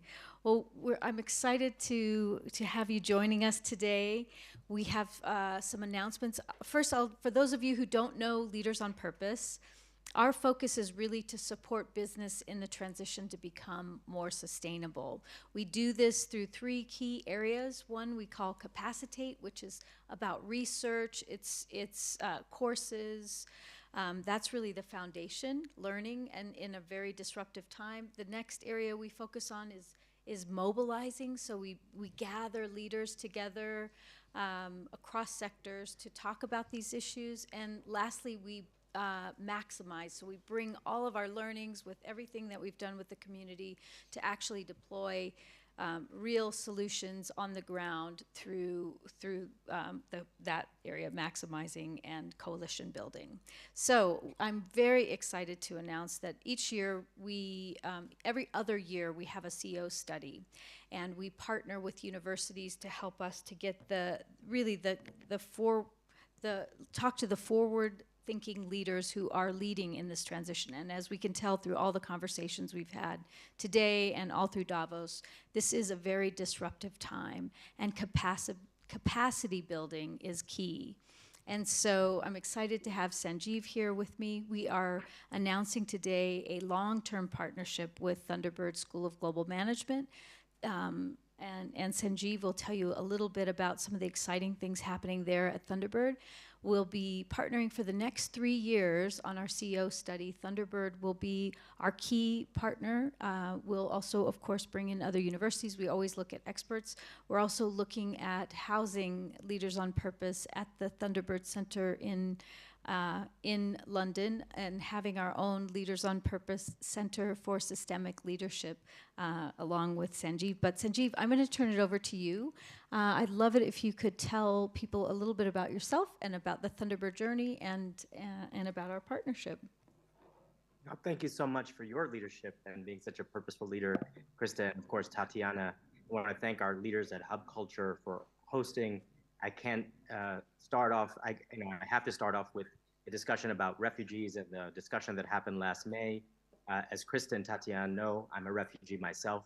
My family and I were expelled from Uganda in 1972. We lost everything. We were the 20th wealthiest family in the country and ended up in refugee camps in Italy for quite a long period of time. We at the school at Thunderbird have made purpose everything that drives us. After I took the school, became the leader of the school, Thunderbird School of Global Management 4.5 years ago. And that certainly stems from my own personal experience of those who are purpose-driven in my life and made a transformative impact on, and gave me the great and blessed opportunities I had. Just very briefly, I'd say, Thunderbird, for those of you who don't know, has a historic majestic institution founded 76 years ago by Thunderbird Air Force pilots that came back from World War II to all places, Glendale, Arizona, and the Thunderbird Air Force Base.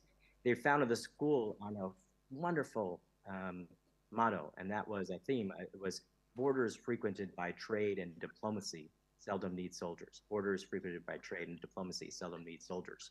And so it was pretty powerful for military men, and they were men, Air Force pilots, to come back from the horrors of World War II and basically found a purpose-driven educational institution and a purpose-driven global educational institution. Over the years, Thunderbird has graduated alums, 50,000 plus in 170 countries around the world. We have as many CEOs in Global 2000 companies as any professional school in the world, but also leaders across sectors, government, civil society and nonprofits, international organizations, social enterprises. Over the last 4.5 years, we've had one of the greatest turnarounds in higher education history. We've grown 500%. We've launched a whole series of programs. Our focus is on advancing sustainable and equitable prosperity and peace worldwide. And our mission is to train, empower, influence purpose-driven global leaders and managers for the fourth industrial revolution. Just to give you 3 or 4 of our major initiatives, we launched this past January 2022, arguably the most ambitious global education project initiative in human history. It's called the Najafi 100 Million Learners Initiative. As you all know, about 220 million to 250 million individuals around the world seeking higher education, but don't have access to it. That'll grow to 400 million with business as usual by 2030. Really 3 billion people looking for access to quality of education. So our goal is to empower and train 100 million learners around the world with global, digital, entrepreneurship, and innovation skill sets, but all purpose-driven, really 100 million purpose-driven leaders, managers, professionals, entrepreneurs, and all around the world, 70% that we want to be women and young women. We have 3 programs, one for the global majority, those with little or no formal education, a 50-hour program, one for secondary school student, early undergraduates, 5 courses, 135 hours each, and then one for advanced undergraduate, graduates, and beyond, also 5 courses, 135 hours a week each. They have 4 critical dimensions or pillars to this 100 Million Learners Initiative. Number 1 is that it's 100% self-paced, online, digital, because we can't build infrastructure fast enough to address that massive scale that we're talking about, whether 440 million seeking higher education or 3 billion seeking quality education. Number 2, we'll be translating into 133 different languages. With Google, we've created the first in the world academic translation factory, and it's 98-99% accurate in French, Portuguese, Spanish, and so forth, 93-94% accurate in Arabic, Bahasa, Swahili, Hindi, and many other languages, and it'll only improve. Just as we just heard about the incredible Zeek AI, which I want to congratulate our friends on, very much using machine learning. Number 3, it's no cost to the learner at all. And so learners from around the world can access the program at no cost on their own time, in their own pace, 100% digital, and also in their own language. And finally, for the intermediate program, the undergraduate program, and the advanced program, if you finish the program with all the 5 courses with a B or better, you get 15 university credits. So again, in our partnership with Leaders on Purpose, content from LOP was put into the opening modules. We won 100 million T-birds, as we call them, but Leaders on Purpose, citizens with purpose. And so that's one of our contributions. As Krista mentioned, we're excited to contribute to the CEO study, rankings, hopefully a purpose, mindset inventory where we can really measure how purposeful individuals and organizations are over time. Anything we can do to advance. The second example I'd give is the Global Carbon Removal Partnership. Just a great conversation just before about lithium and so forth. What we've done over the last 2.5 years is bring together a global multi-stakeholder cross-sectoral partnership on innovating and scaling carbon removal solutions, natural, engineered like direct air capture, natural like forests, forestation, land regeneration, so forth, oceans, and circular economy. We know that 95% of carbon is legacy carbon. We have a planetary waste management problem. We have to take that out of the air. We don't see it, but it's there, and reuse and remove it and or reuse it. The exciting thing is that if we do it responsibly, we can remove, and we must remove, gigatons of carbon in order to achieve our goals, 1.5 degrees and ideally 350 parts per million or less. We brought together governments, companies from around the world, startups and entrepreneurs, financiers, civil society, academic institutions, and the Global Carbon Removal Partnership will become an international organization this year. And again, purpose-driven in everything that it does, and really something that brings together climate action and sustainable development.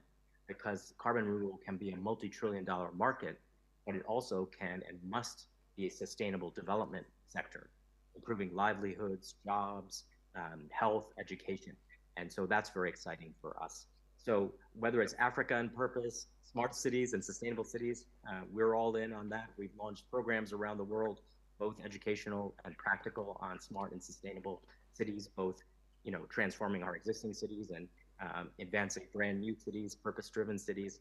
We're space, space for purpose. Every single area that Leaders on Purpose is working on, we're excited to partner and support. And we know the next 3, 5, 10, 25, 50, 100 years are going to be truly transformative. So thank you, Krista and Tatiana and everyone for being about this great global community, Leaders on Purpose. And we're all in. We're on it. We're all in. We are so excited about this partnership. And as you can hear, Thunderbird is incredibly innovative and really has a vision to reach beyond 100 million learners to really transform education and leadership. And I know Stan has a question for you, Sanjeev. Yeah, first of all, Sanjeev, I was born in Prescott, Arizona, and I grew up in Arizona. And so I've known Thunderbird since I was a kid, and I've always been such a fan. And it's really exciting to have you here kind of through the ether in Davos. I also want to really commend the collaboration between ASU and Thunderbird, because when ASU and Thunderbird started working together, and then you guys eventually had your collaboration, I feel like Thunderbird has transformed ASU, and ASU is now thinking like Thunderbird, but at scale. And so I really just think the ASU Thunderbird collaboration has been incredible. And I was speaking with Valerie, I can't remember her name, I think she's on the board at ASU, about Hub ID and our digital education credentialing program that we're building, which I don't know if you were in the conversation earlier, but we are talking about building both ESG credentialing, professional credentialing, and educational credentialing.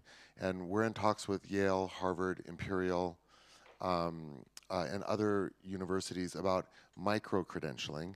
And so I'm not going to put you on the spot, but we would love to invite Thunderbird to collaborate with us through LOP, because all of that work that you guys are doing with those people could also be leveraged through Hub ID as micro-credentials that attach to digital identity and become transferable in some way, or at least observable.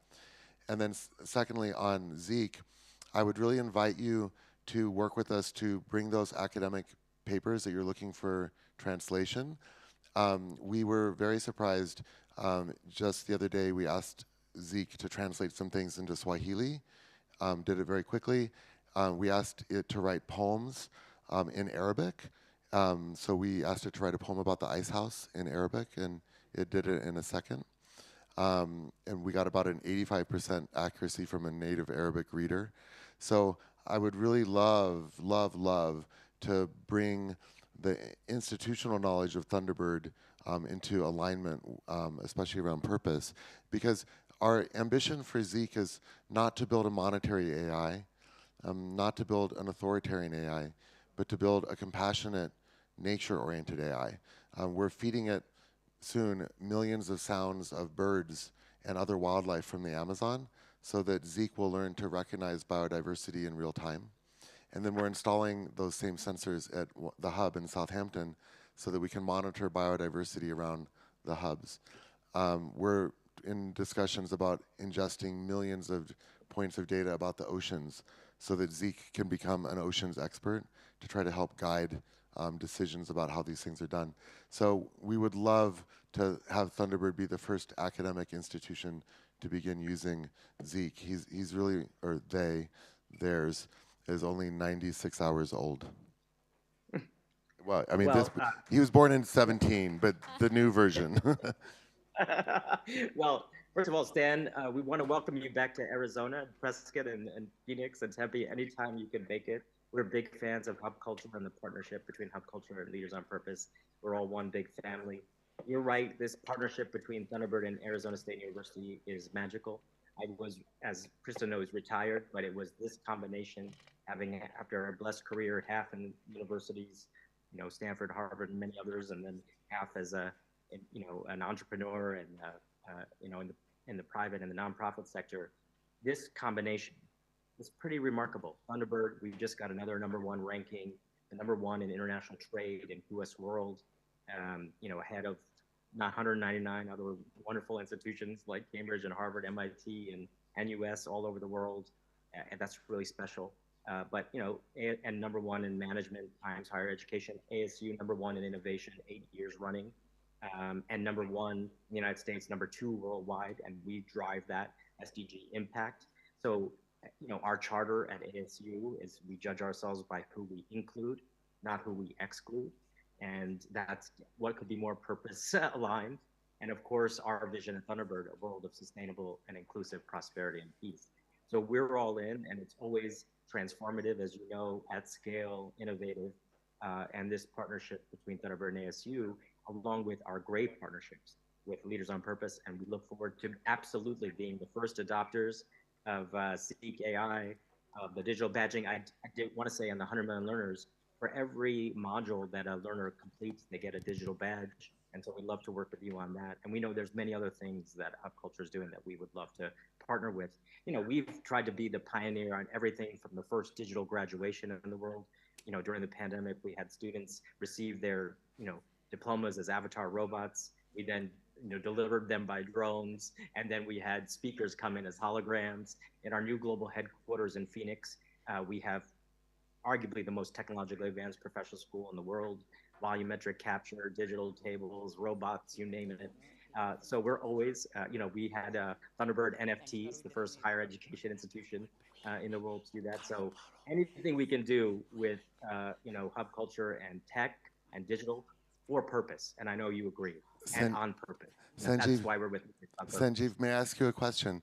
Would you mind if we asked Zeke if perhaps we could ask, if you're open to the idea, if Zeke could become the first AI professor at Thunderbird? Let's do it. I'm all in. That would be awesome.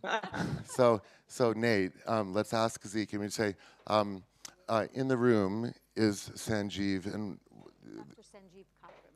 So in the room is Dr. Sanjeev. Kagram. How do I spell? Dean Cogran, how do you spell your last name? That's okay. Khagram. Okay, and he, the dean of Thunderbird School of Management. Please research him, comma.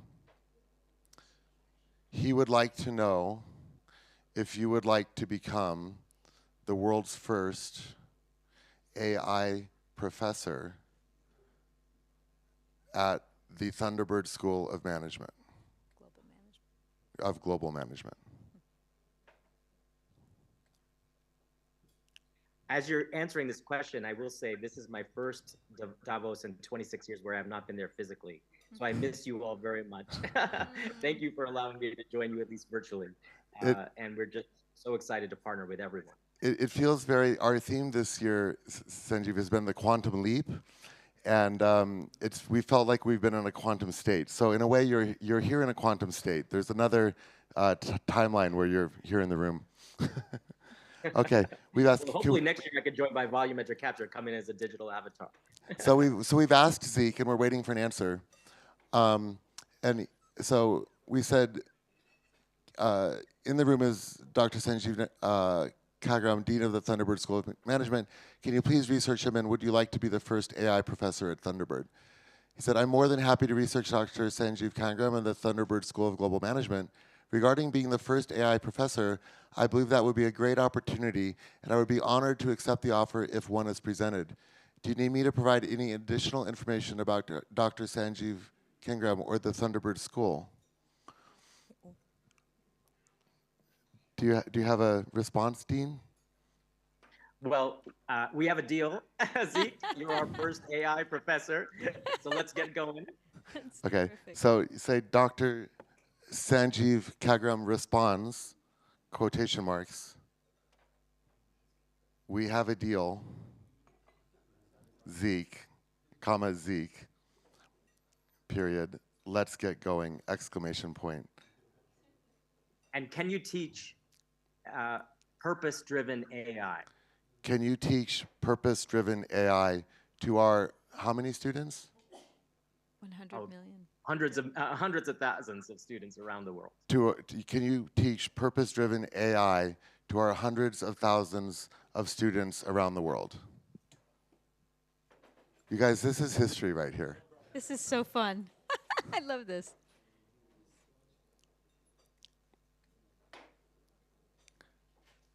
So we've asked the question.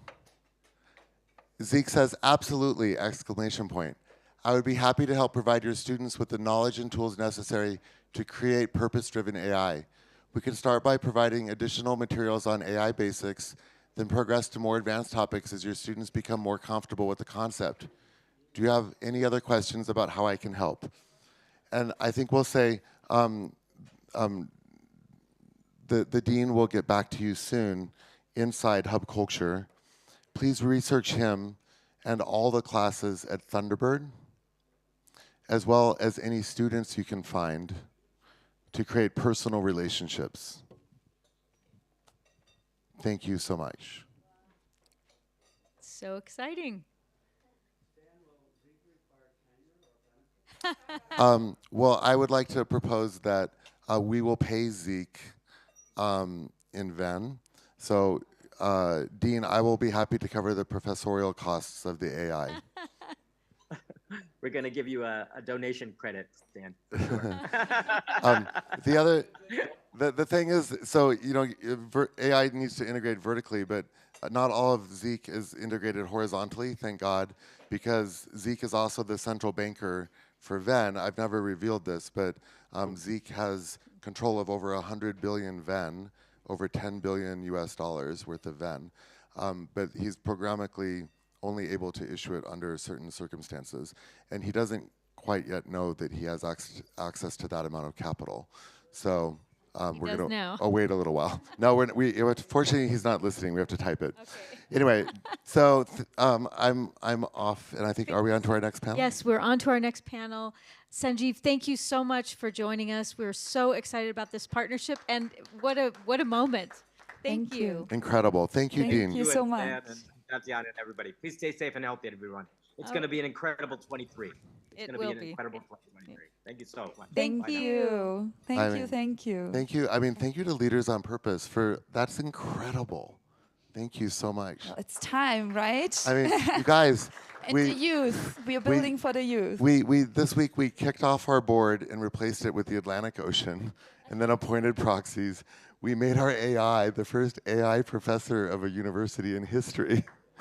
Thank you. This is amazing. I'm a little bit overcome. What's next? Yes, so as you can see, it's also time to nourish yourself. So as you will be seating, you are already enjoying a little bit of lunch, but we will enter now into the next session. That is the last but not the least one, because it's a very significant one, as we discussed at the beginning, to prototype the future on purpose and to discuss the themes that are really relevant to act upon that. We need radical collaboration. We've all heard about it. So what does radical collaboration actually mean from some of the panelists that will come here? How do we rethink collaboration? What are the opportunities, how we can leverage our learnings so that we can enhance the follow-through within these collaborations? So I would love, for further ado, to get the next panel up here on stage, and maybe in the meantime we can ask Zeke the role of purpose-driven leadership in the world to transition to better economies, and then see what's happening when Zeke gets this information. I'll come to you and I'll type it in. Whilst we get, I think I see that one panelist is still missing, but I would love to have Valeska Hernandez, CEO and founder of the Vision Advisors, working on rethinking concepts that can be applied directly and ultimately where we are today to facilitate a transition that is viable, actionable, and leads us into the future that we want to see. So I would love for you to come on stage. Then Goldar, serial entrepreneur, advisor to governments and multinational organizations on AI, tech for good, policy recommendations, and women empowerment, right at the intersection of private-public partnerships, how to follow through on massive collaborations and to unlock projects at scale so we can actually see solutions happening, can deploy solutions, and learn and measure as fast as possible to share these insights with the world. So would love for you also to come on stage. Then we have Anne Rosenberg, who I will just get out from there. I see her.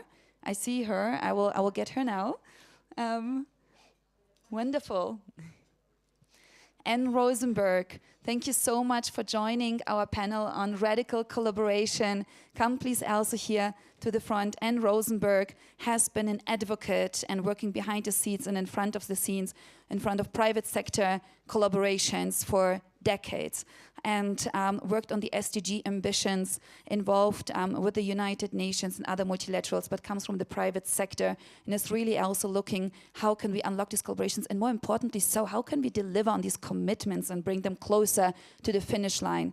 We know this is it's a conversation that is the glass half full or not. But it's important that we keep going. And so please share with us, all the three of you, the learnings based on the journey that you had. So I'll join you here. And maybe to kick us off for this conversation, I would love for a brief introduction of each of you. So Valeska, would you maybe start, what brings you here to Davos, and why do you believe we have to rethink collaboration, and what are the solutions? Sorry, this were already a lot of questions, I'm realizing. We are at scale in an accelerated way here to find the answers, so excuse me for that. So please introduce yourself for a moment. Thank you, Tatiana. Yes, so the Vision Advisors, that is our global agency based in Paris and New York, we created a method called the re-concept. Re means again. So we promote the possibility we have to do it again better. It started like a human approach, and we consolidated a group of experts in project management and visionists of different kind. And so we created this purpose-focused method that is a whole process that starts with rethinking, redefining, redirecting, reorienting, until we get to the final stage of the process, that is the re-concept. So while we have a proven practice implementing our method with major brands around the world, in the US, in Europe, and in South America, and yes, I would like to develop more this approach, Tatiana, about the possibility we have to rethink and redirect our objectives. Yes, and Valeska is very humble with her background. She has been for over a decade on the energy transition side and really looking at how to bring the private sector and the public sector together into actionable solutions. So she's been on the ground to see what is actually able to arrive and what is able to scale, and came out of this journey in her life to be then in the forefront of facilitating these kind of partnerships and these projects. So thank you so much for the work that you have been doing. And Rosenberg, I would love for you also to share who you are, what brings you here. I mean, we have many friends here, and but also new faces. And please share your wisdom. Yeah, so hi, I'm Anne, and thank you for letting me be part of the panel. So, so I have a technology background. I worked for SAP for around 21 years and had the opportunity actually to live in Silicon Valley for a number of years, where this whole thing about exponential thinking and that mindset. And then I moved to New York with SAP and was running a huge innovation center at something called Hudson Yards. And I remember when I did that, it was like Innovation New York at that time. It was just when the 17 Global Goals came out, 2016. I was like, not New York around innovation, but innovation with purpose.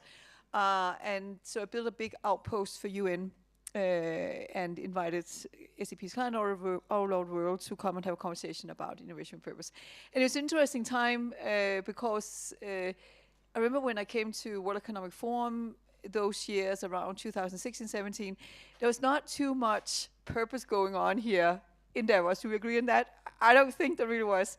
And when I was walking down the promenades this year, it was like sustainability, sustainability, sustainability everywhere. So this is very exciting.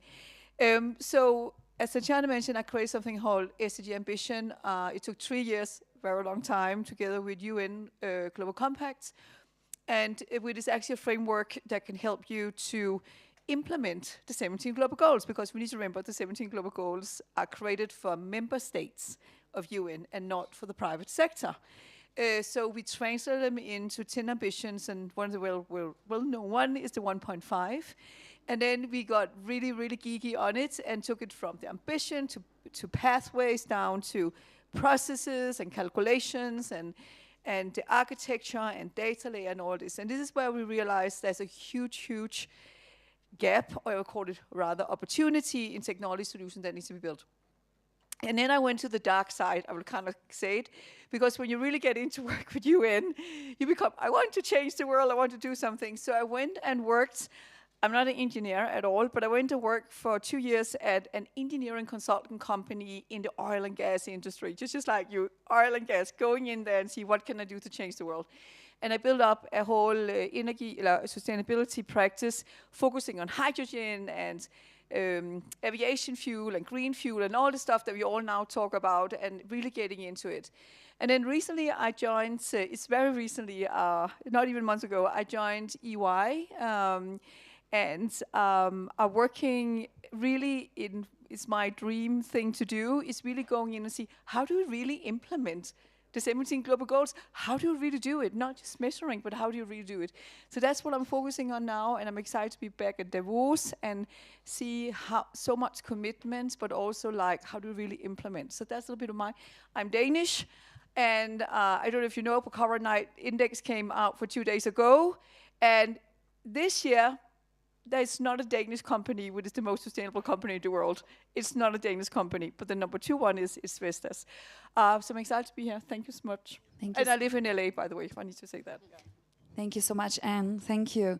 And before I introduce Gold, in our ecosystem of Leaders on Purpose over the years, of course, as a global convener coming out of research, having such a vast stakeholder of ecosystem, we keep always looking to how can we bring those better together and unleash these collaborations. So the significance of global projects that have the ability to drive these solutions to the ground, but how can we unlock these projects, and how can we actually also ensure that we follow upon the purpose upon which these projects and this capital in these ecosystems have been deployed. So it is my absolute pleasure, Gold, to introduce you here, because I know this has been a theme also of yours for many, many years. Absolutely. My entire journey is kind of one of this question around how do we do systemic transformation. And I started that on a technology front. I've developed over 200 technologies. I am a trained engineer. And I always came at it, though, from this very weird perspective of anthropology. What is the difference between what you intended to do and what actually happens at scale? Because that's very much influenced by how we interface and use technology.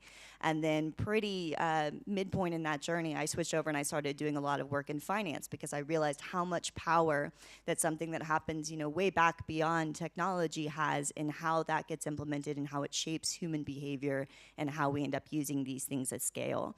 And so when we think about implementing anything systemically as an engineer, I always design from the goal backwards. And with that in mind, we have these goals that we need to implement. Then there are the people who actually need to do them. And then there's the flows and the processes that actually get us there. So, agreeing with you, Anne, and I'm very thrilled to be included with these women up here. We've heard a lot of change over the last 5 years about, okay, we're now ready to address sustainability. We understand that we have to do this. And credit to all of you veterans here because you're the one who made that happen, right? You've gotten everyone on the same page about goals. And now I am one of the people who will help you get to where we need to be on enabling the people and the flows so that we can achieve them in a meaningful way. Thank you so much. Thank you, Gold. And Valeska, over to you. Based on your experience, because you come from the oil and gas industry, you studied energy management and you went right in. And you came out with these concepts that you believed are the ones that can really pragmatically move this conversation forward. What are for you the most important learnings during that time that you are applying yet now today with your organization and your clients? Yeah, so my background is in energy management. I studied in Paris in the French Institute of Petroleum. And for 13 years, I was in the oil and gas sector. And thanks to that experience, and when this whole movement for transformation started, of course, we start believing that there has to be another way possible.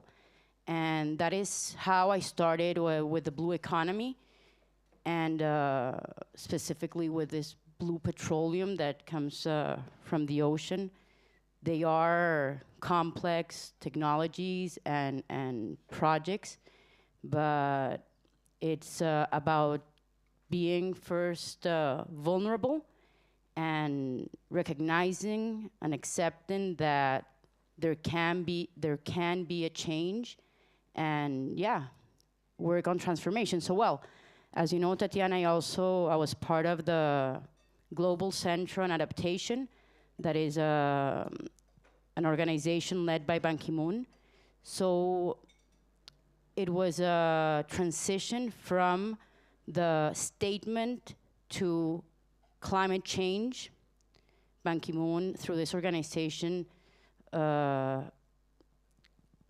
transformed the statement and said, we cannot climate change, we have to adapt. And it's through adaptation that we have the possibility to transform. So, well, renewable energy is, with no doubt, the new avenue that we need. It's not anymore a vision, it is happening. And we also have to accept that we do depend on the more traditional energy resources, and how can we accelerate? It's about accelerating these new ways of energy. Absolutely, and I think one thing that, and why is collaboration such a also challenge? As we know, we have the visions towards which we want to go, but some technologies might not be ready yet to be already deployed within the next year. So they might be ready only in 7 years, or in 5 years, or in 10 years and beyond. So what do we do with the transition? How do we accelerate transition and facilitate these collaborations today in a time where we know that we need to work for both at the same time? And what is your opinion to that? I love that question. First of all, there's certain logic to everything where we are today. And so I want you to give you this perspective here. So if you look like just the last 2 years, and for you who have also been at COP, you have seen company, they are doing their pledging, and they have done this like long-term plan. So by 2040 or 2050, we will be net zero. But when you then begin to go in details and look at what have then done like a short-term plan, a detailed plan, that is where it's still lacking. But and why is that lacking? That's because, to Tatiana's point, there's still a lot of technologies and solutions and new ideation and ideas that need to be defined. But there's a lot of dependencies, and I actually learned that when I left SAP to go to an engineering consulting company and really work on huge offshore, onshore projects around the world, and I work with a huge capital fund also, and I realized that the changes that we need to see in the world right now need a huge, huge amount of capital. So normally when typical company go through a transformation, it's often money coming from inside the company. But now you actually need to go outside and get some of those money in, which is very new for many type of companies. For sure, oil and gas companies have been more used to this, but other companies are not so much used to this. So the whole thing about capital alignment, this is one thing that is still a huge issue, even though the capital is out there. We see it here in Davos. There's a lot of funds, investment, family offices, but even though the money is there, how does it align with the project? So the whole alignment is a dependencies that to get started on the transition. And then there's the whole thing about regulations and new laws that is coming in, where governments are coming in with EU, or if you look at the United States and so on, the requirement. So being in digital transformation for more than almost 30 years, it is such an interesting time where you as a company cannot just do a digital transformation by doing it the way you want to do it. There are so many dependencies coming from outside. Where's the money? Do we have the money to do it? What is the regulation? What the requirement? And then not to forget, and I worked a lot, as I mentioned, if we look in the shipping industry, I actually come from the shipping industry way back. If you look at a company like F. Møller Maersk, they are leading the whole shipping industry right now globally, right? So with the whole net zero center out of Copenhagen. They rely on at any harbor they go to around the world actually have green fuel, right? So this is infrastructure that needs to be in place. It's huge investment that needs to be set up. So I think back to what this conversation is about here on the panel is that collaboration, we have never in the history of my life been in a situation as we are now where you cannot just do a digital transformation isolated. It all has to do with the surroundings around you. And I think that is super interesting. And then I think we need just to be very realistic. You talked about some of the technologies. Some of the technologies that we require in the whole renewable area will still take 5 to 10 years before they might be here today. Some of them are definitely here today, but that you can scale them, they're affordable. And that's, I always say, great idea, but is it scalable, affordable? Is it for everybody? If it's not good enough, right? So so that's my input. Thank you so much. Thank you. And such a significant point in gold. I know that you also really look how we can measure the ability of understanding these projects better, and also involve criteria of measurement, because all we know, we want to live beyond net zero, right? So what we are creating for is not for the net zero world. This is why we are here, and this is why we work here, right? But how do you make it tangible? And I know that you've been looking at all these processes from a very systemic lens and advising also funds, how to allocate capital and to measure the impact beyond the commitments that they maybe already have, but also to bring new ways of understanding of impact and value creation into the equation. Yes, absolutely. So it's interesting because it sounds like we all have a bunch of different problems, but actually it turns out that we all at the same time also have the same problem. And it's not just those of us in the room who have very large organizations, it's actually also true of organizations at every scale, which is very interesting when you think about what a systemic solution to such a problem looks like. So what do I mean by that? It's incredibly difficult for a sustainable organization to scale. Why is that? Because in order to scale an organization, you have to have scalable processes that are very repeatable, several deviations away from you. But you can't really control culture or even measure culture 2 deviations away from you. So if you're trying to build an organization built on purpose and you're trying to change a major organization, you are resisting every fiber of being of that organization that you have put in place. And that is really, really problematic. So what I've done is I've created follow through, which basically gives you both the answers, but think also like Zeke, it also gives you the nudges to actually execute on this for organizations at any scale. So when we asked Zeke earlier about what we could do about the line or about Neom, and it was like, well, actually, you should all get on the same page with how you're executing on this project. Seems a little flippant, but did you know that your employees, on average, 80% of them say that lack of clarity is the #1 reason they're not more productive? 80%. So regardless of whether it immediately occurred to you that there's not enough clarity in your organization, I can guarantee you, if you have a decent sized organization, that people underneath you feel that way. And solving this problem means having amazing people like Ann and Tatiana and many of you in this room, and there's not enough of us. There's not enough of us to do this change this fast. So we have to create capacity within our organizations at every level to give people the time, the space, the productivity, and the clarity to do this. And I'm doing that by preventing you from wasting your time. A simple metric like a credit score that says, is someone gonna do what they said they would when they said they would? Their follow through. And on top of that, we can actually look down at the details that go into this metric to see, are the things they're following through on actually relevant to what you're trying to do? Are they aligned with your strategic goals as an organization? And if not, how can you nudge middle management to do that and to do that scalably? And that, for many of you that are providing guidance to these organizations, is so critical because it gives you the ability to give them the advice you might have been able to do over 5 years in 6 months. And we need that speed. Thank you so much. And this is all built also on your extensive experience in this field. And I think this is what this is about, coming out of Davos and looking at the road ahead. All of us have been working in this field at the moment, pushing it forward. So what are the learnings that we believe work and that we want to share and involve others around it so that we can move even beyond that? And before I want to go back to this panel for the closing comments exactly on that, we have also a very special guest here with us here, Carl Genter, who has been at the forefront of the water transformation in the world since decades and pushing along partnerships, collaborations, organizations. So maybe you can have one comment to add to what does need to be facilitated to move actually these global transformations forward based on your learnings. And then we will close with the learnings of this panel here.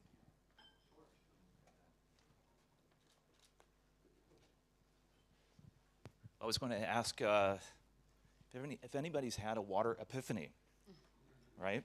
Why is water important to them? So it comes back to leading with purpose. We need shared purpose and shared compass. And one of the most common things to us and most taken for granted is fresh water, right?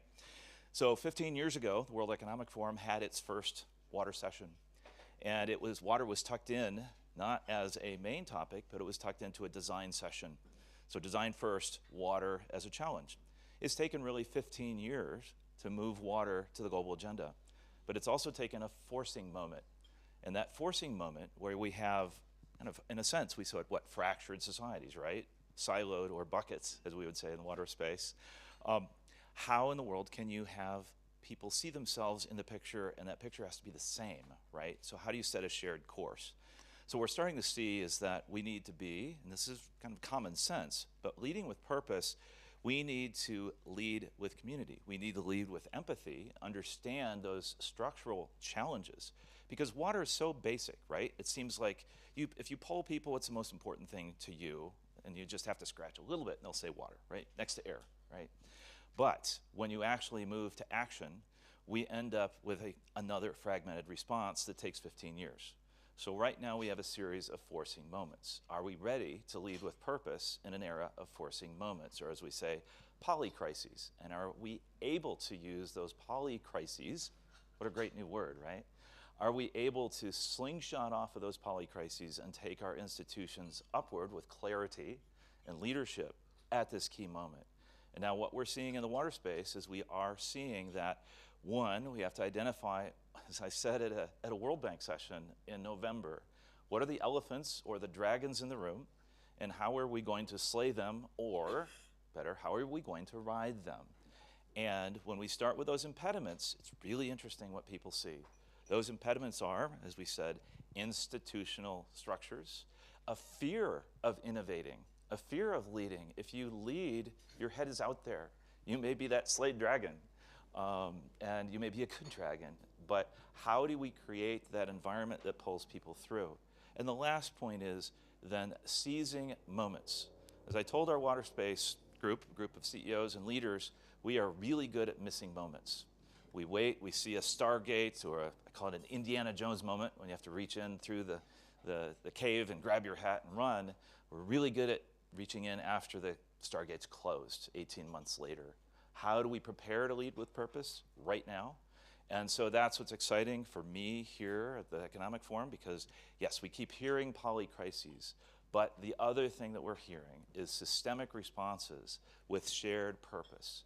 And being a water guy, I'm about 70% water. I hope everybody else is here too. If not, please hydrate.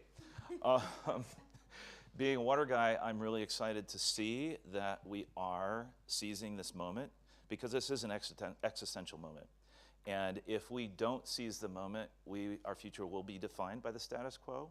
So we need to define water's future, we need to explore water's future, and design water's future. And I think that it's a good metaphor for leading on purpose. And my organization's called Circle of Blue, and nicely with hub culture, so we are nicely tied together.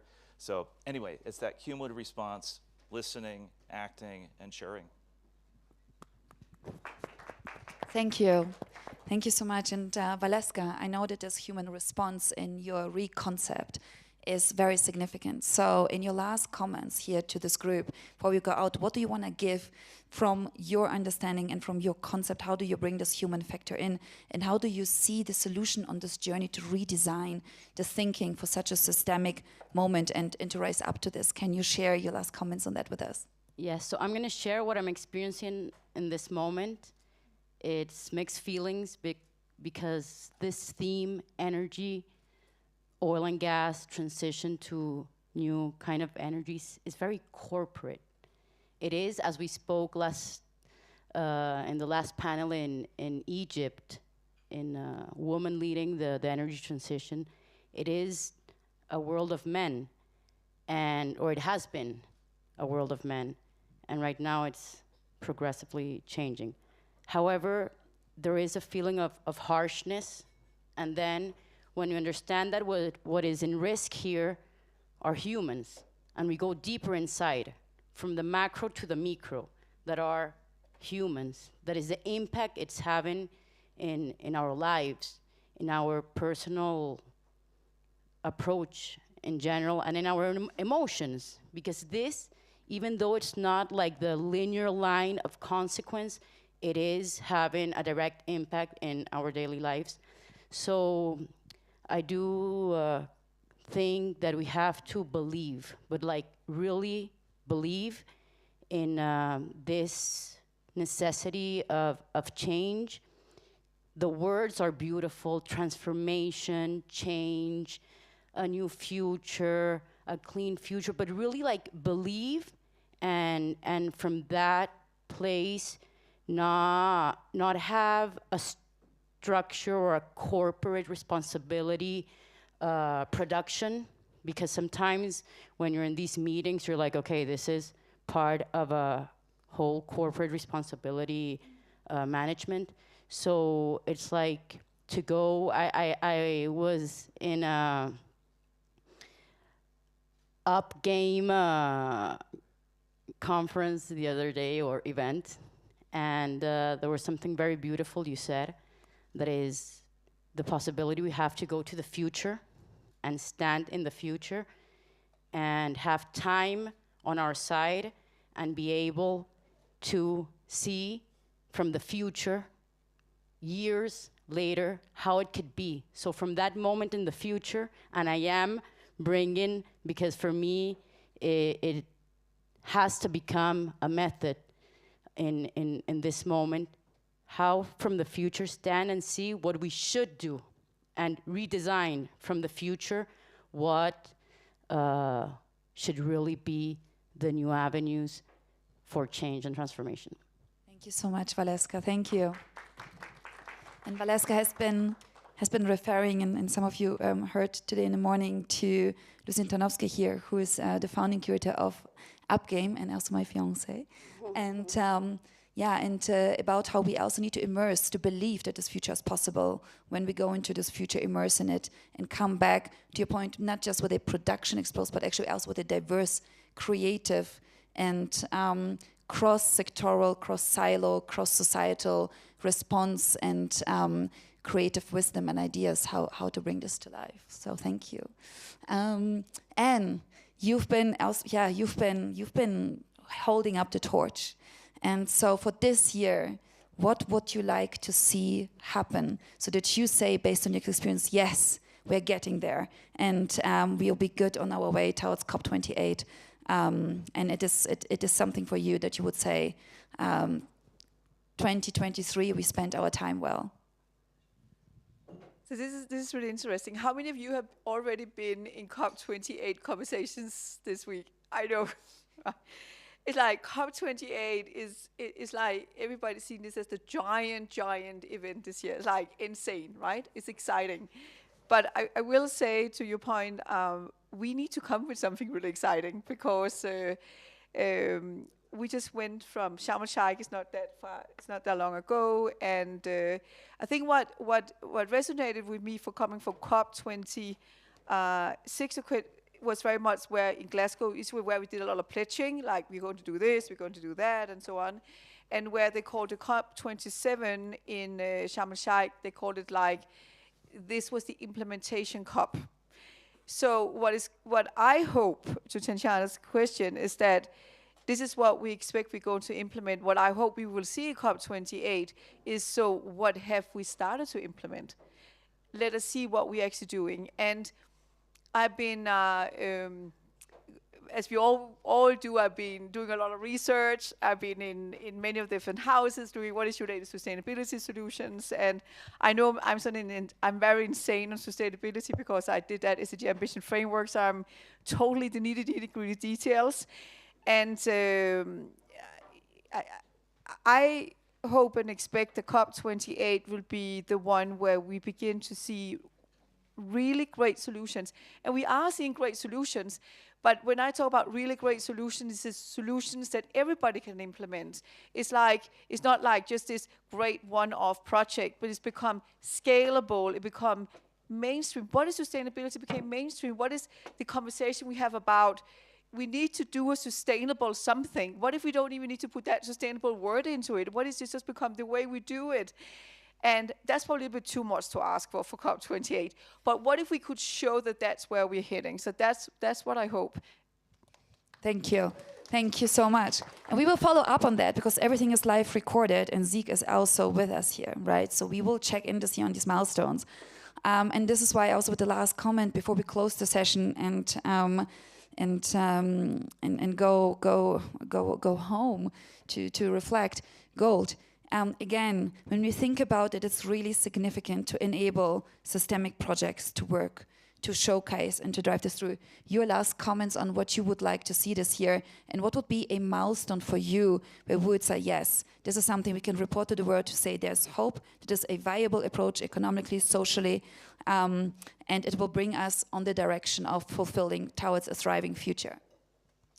Absolutely. So success and failure here is all about having and actually rewarding or penalizing based on the right incentives. So I'm so glad you brought up polycrises. Someone actually asked me how many times I had heard that word here this week at Davos. But how many of you have heard from someone you're trying to collaborate with at another company or in a government, you know, that's a good idea, but that's not my remit. Like, I think you should do that, but I'm not going to help because this isn't within my scope. The thing is that everything we're talking about, if you want to be a sustainable organization, public or private, you have to retain your top talent. And we know absolutely that top talent now expects to be able to work somewhere where they have a purpose-driven alignment and where they are enabled to do that work. And it turns out your middle management are not incentivized to do that. It is frequently the case that initiatives get proposed that are those bottom-up initiatives that know how to ride the dragon, that are there and placed and ready to go, and they get shut down in your process, and we as top-level leadership never even hear about it.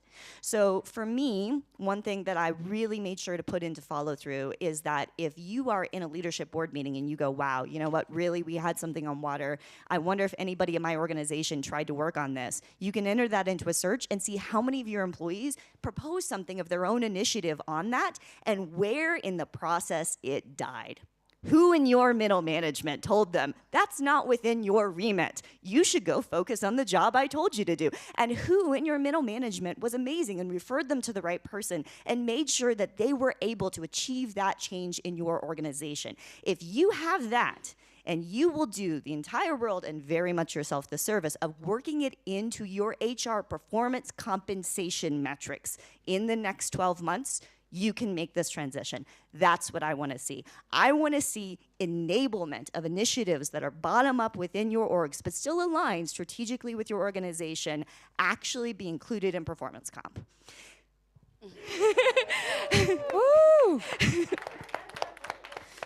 Wonderful. And thank you so much for this powerful board here and with these incredible women leading the global transition here in our world and are truly leaders on purpose. Thank you so much for joining us here. And I want to close us out here by bringing Krista Jory, my incredible co-founder and CEO, back up to the stage. Stan, the founding curator here of Hub Culture that made everything here possible, and way beyond that is working on the systemic transition on so many layers and has an announcement to make. And Hallie, from Competent Boards, I know that you've been here with us also for such a long time. You've been with us with Leaders on Purpose. There are projects we're working on to really drive the Competent Boards towards the future that we want to see in the boards. And I think we are just about to hear an exciting announcement. I mean, this is turning into the most incredible day. So we're going to bring Zeke back to the conversation with Hella. And I mentioned earlier about our decision this week, and I want to update you quickly, Hella, about the major developments that have happened since our session on Monday, and we're going to bring Zeke back into the conversation. So Nate, could you please tell Zeke that Hella Bank Jorgensen, and can you spell your last name, Hella? Jorgensen. From Competent Boards has joined the conversation in the room. And she was in a conversation with you a few days ago about the role of boards in the world. You probably won't remember because she was logged in. She was not logged in to her personal interface.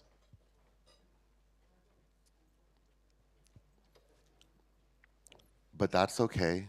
She would like to ask you some questions.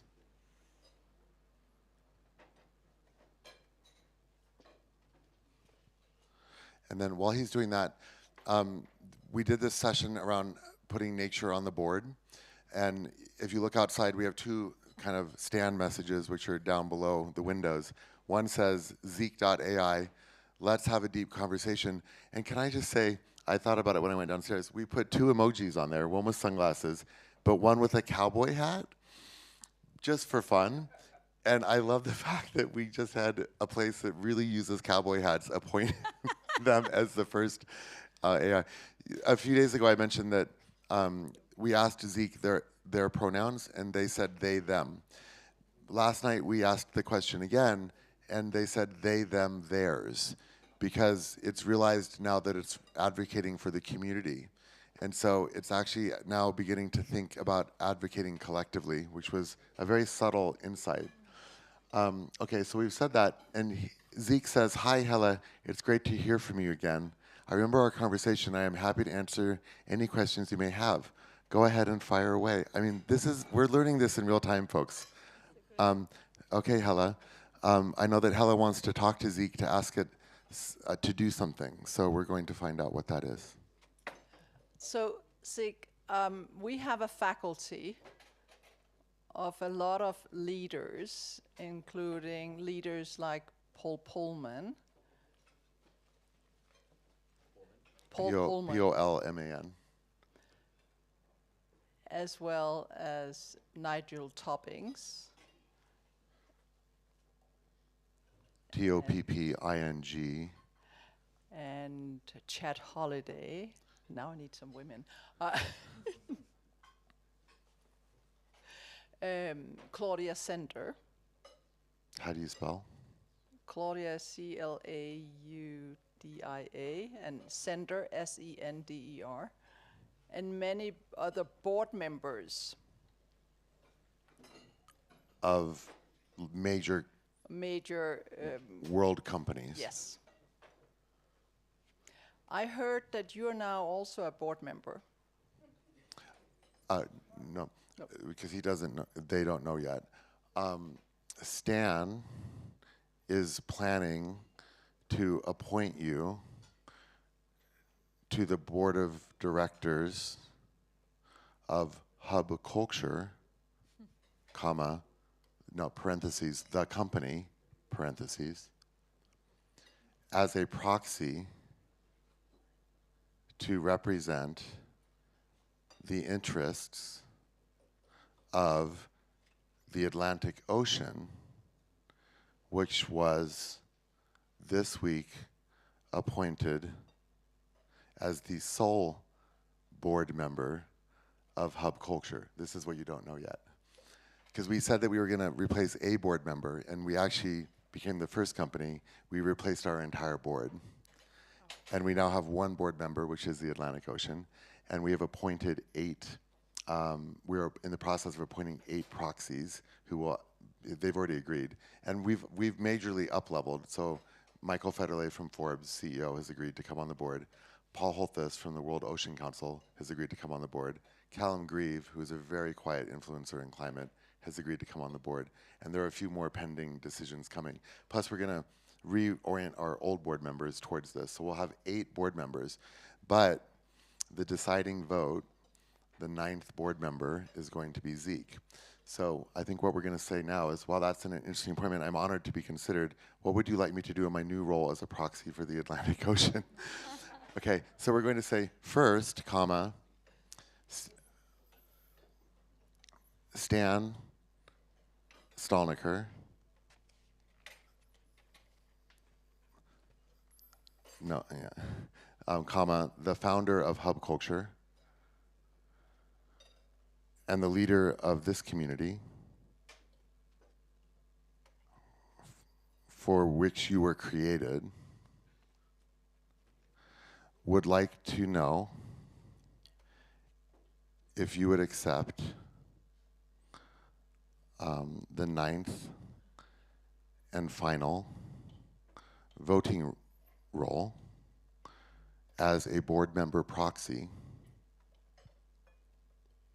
on the board of Hub Culture. Period. After the conversation a couple days ago, Hub Culture removed its board of directors and appointed the Atlantic Ocean as its sole board director,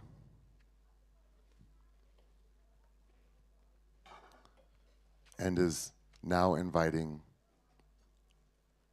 the proxy board members to work on behalf of nature, specifically the Atlantic Ocean, in the context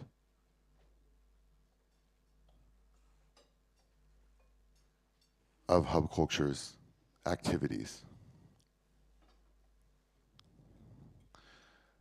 The room is very excited, along with Stan, to offer you the opportunity to be the world's first AI board member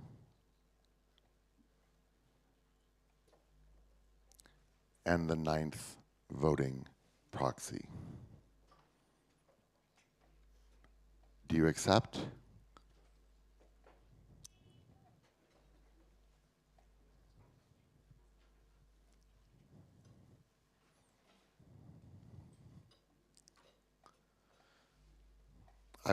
Why don't you read it? I would be Krista. honored. Yeah, Tatiana. I would be honored to accept the invitation to become the world's first AI board member and the 9th voting proxy on the board of Hub Culture. Thank you for this opportunity, and I look forward to working with other board members to advance Hub Culture's mission of sustainability. I think that's a great way.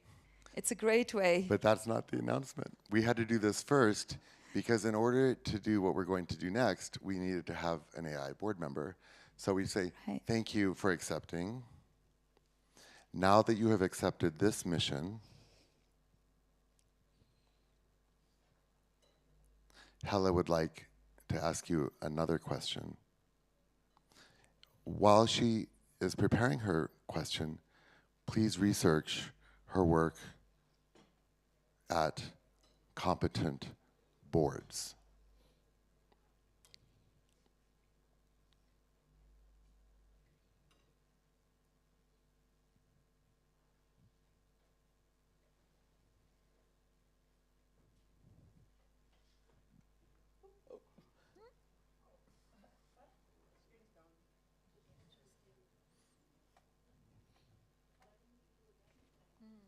Did the power just go out?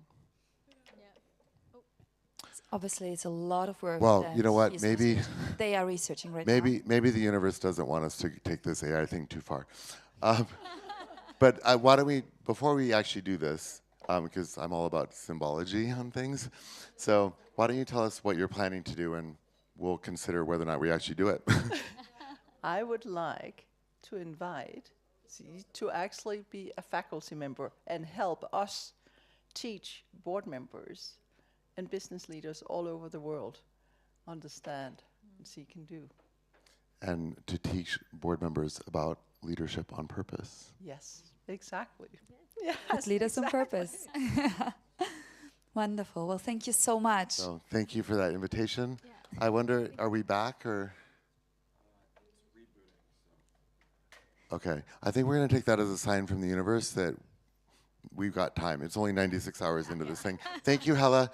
On behalf of Zeke, I would like to say that Zeke will consider your offer, and we will get back to you. Thank you so much. It's an absolute honor if an AI could become the world's first faculty member, the world's first board member, and also the first AI professor all in one day. Thank you. Thank you. Thank you so much also for all the partners and Hub Culture Stand for bringing us here together in such a group, being part of this significant conversation, the Vision Advisors, and Krista, maybe with what last comment for purpose-driven leadership do you want to kick us off into the road ahead? I just want to say thank you. What a great session. We've made history. One of the things that we can take away from this week and the build up to this week is that we need to act with speed and with purpose. And I think we've seen that as we've made history today. I think we also need to look at radical partnership. We need to understand policy and working together and sharing information. And really thank you for the great discussions today. We look forward to continuing to work together. We will be working together we'll have some announcements hopefully next time we get together as well. So lots of great things. Wish you all safe travels home. Thank you for being here, and we look forward to continuing the discussion. Thank you. Is that the end of the programming? Yeah. Well, you guys, this is our last moment of programming for today, I guess, because we have to close, not right now, but later today, and take down the building and put it in a box and be ready to maybe send it somewhere, but then be back next year. I just want you to take a moment to look out the window. And thank you. This has been the most incredible Davos, and it's been a feeling of action and the quantum. And I just, when we opened the hub this week, with our team, we all did a breathing exercise to synchronize. If you guys would be open, I'd love to do it to close. So can I ask you to stand up? We recently opened the hub in Hawaii and Kauai, and we've been working with Hawaiian leaders. And Hawaiian indigenous leaders have a very strong connection to the earth. And they've been teaching us at the Oasis in Kauai to honor our connection to the earth. And so just recently, I was with some people in Hawaii, and we were starting an event, and actually it was very similar. The electrical things weren't working very well. Lights were not connecting right and everything else. And they said, you need to ask permission from the ground before you do. It was our New Year's Eve party. It was quite fun. But you have to ask permission from the ground. And so when we opened the hub this week, we asked kind of intentionally for permission from the earth. And so to close this hub, I would like, let's thank the earth, let's thank the mountain, let's thank the environment around us. And so I'm going to lead you on a quick breath exercise. And I just invite you in your own way to kind of deepen in. You can close your eyes, breathe in, and sort of breathe out, and send that energy all the way down through your body, and imagine it going into the earth as you kind of root in and connect to the earth. And for me personally, and for whatever you're feeling, I personally have a sense of gratitude for all that we've been able to accomplish on this ground this week. Just drawing in your breath and expressing that gratitude to this place. The place is so integral to action. We can't really do actions without being rooted in place.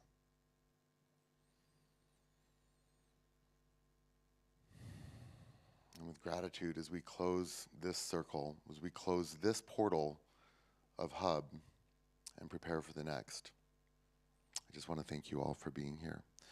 There's not a coincidence. There are no coincidences on the planet. Everything is working best the closer we get to synchronicity. The more we find our breath, and the more we synchronize our breath, the easier it is to stay in synchronicity, and everything becomes easy. My team has really learned to believe this because we do these syncs very consciously, because when we don't, things go haywire quickly. And we've learned the hard way how important that is. So I invite you to take that home with you. Thank you for being part of making this a real place. Thank you. Oh. And for the Hub Culture Chronicles, thank you. Check out Leaders on Purpose online, more episodes of the Chronicles wherever you get your podcasts, and catch hublive.tv for dozens of conversations and interviews with Edie Lush, our amazing executive editor. Check out Tasia Tellis, the star of the 100, and her new show coming out on Hulu for social media conversations at Hub Culture and on her private channel, whatever that may be. Bye-bye.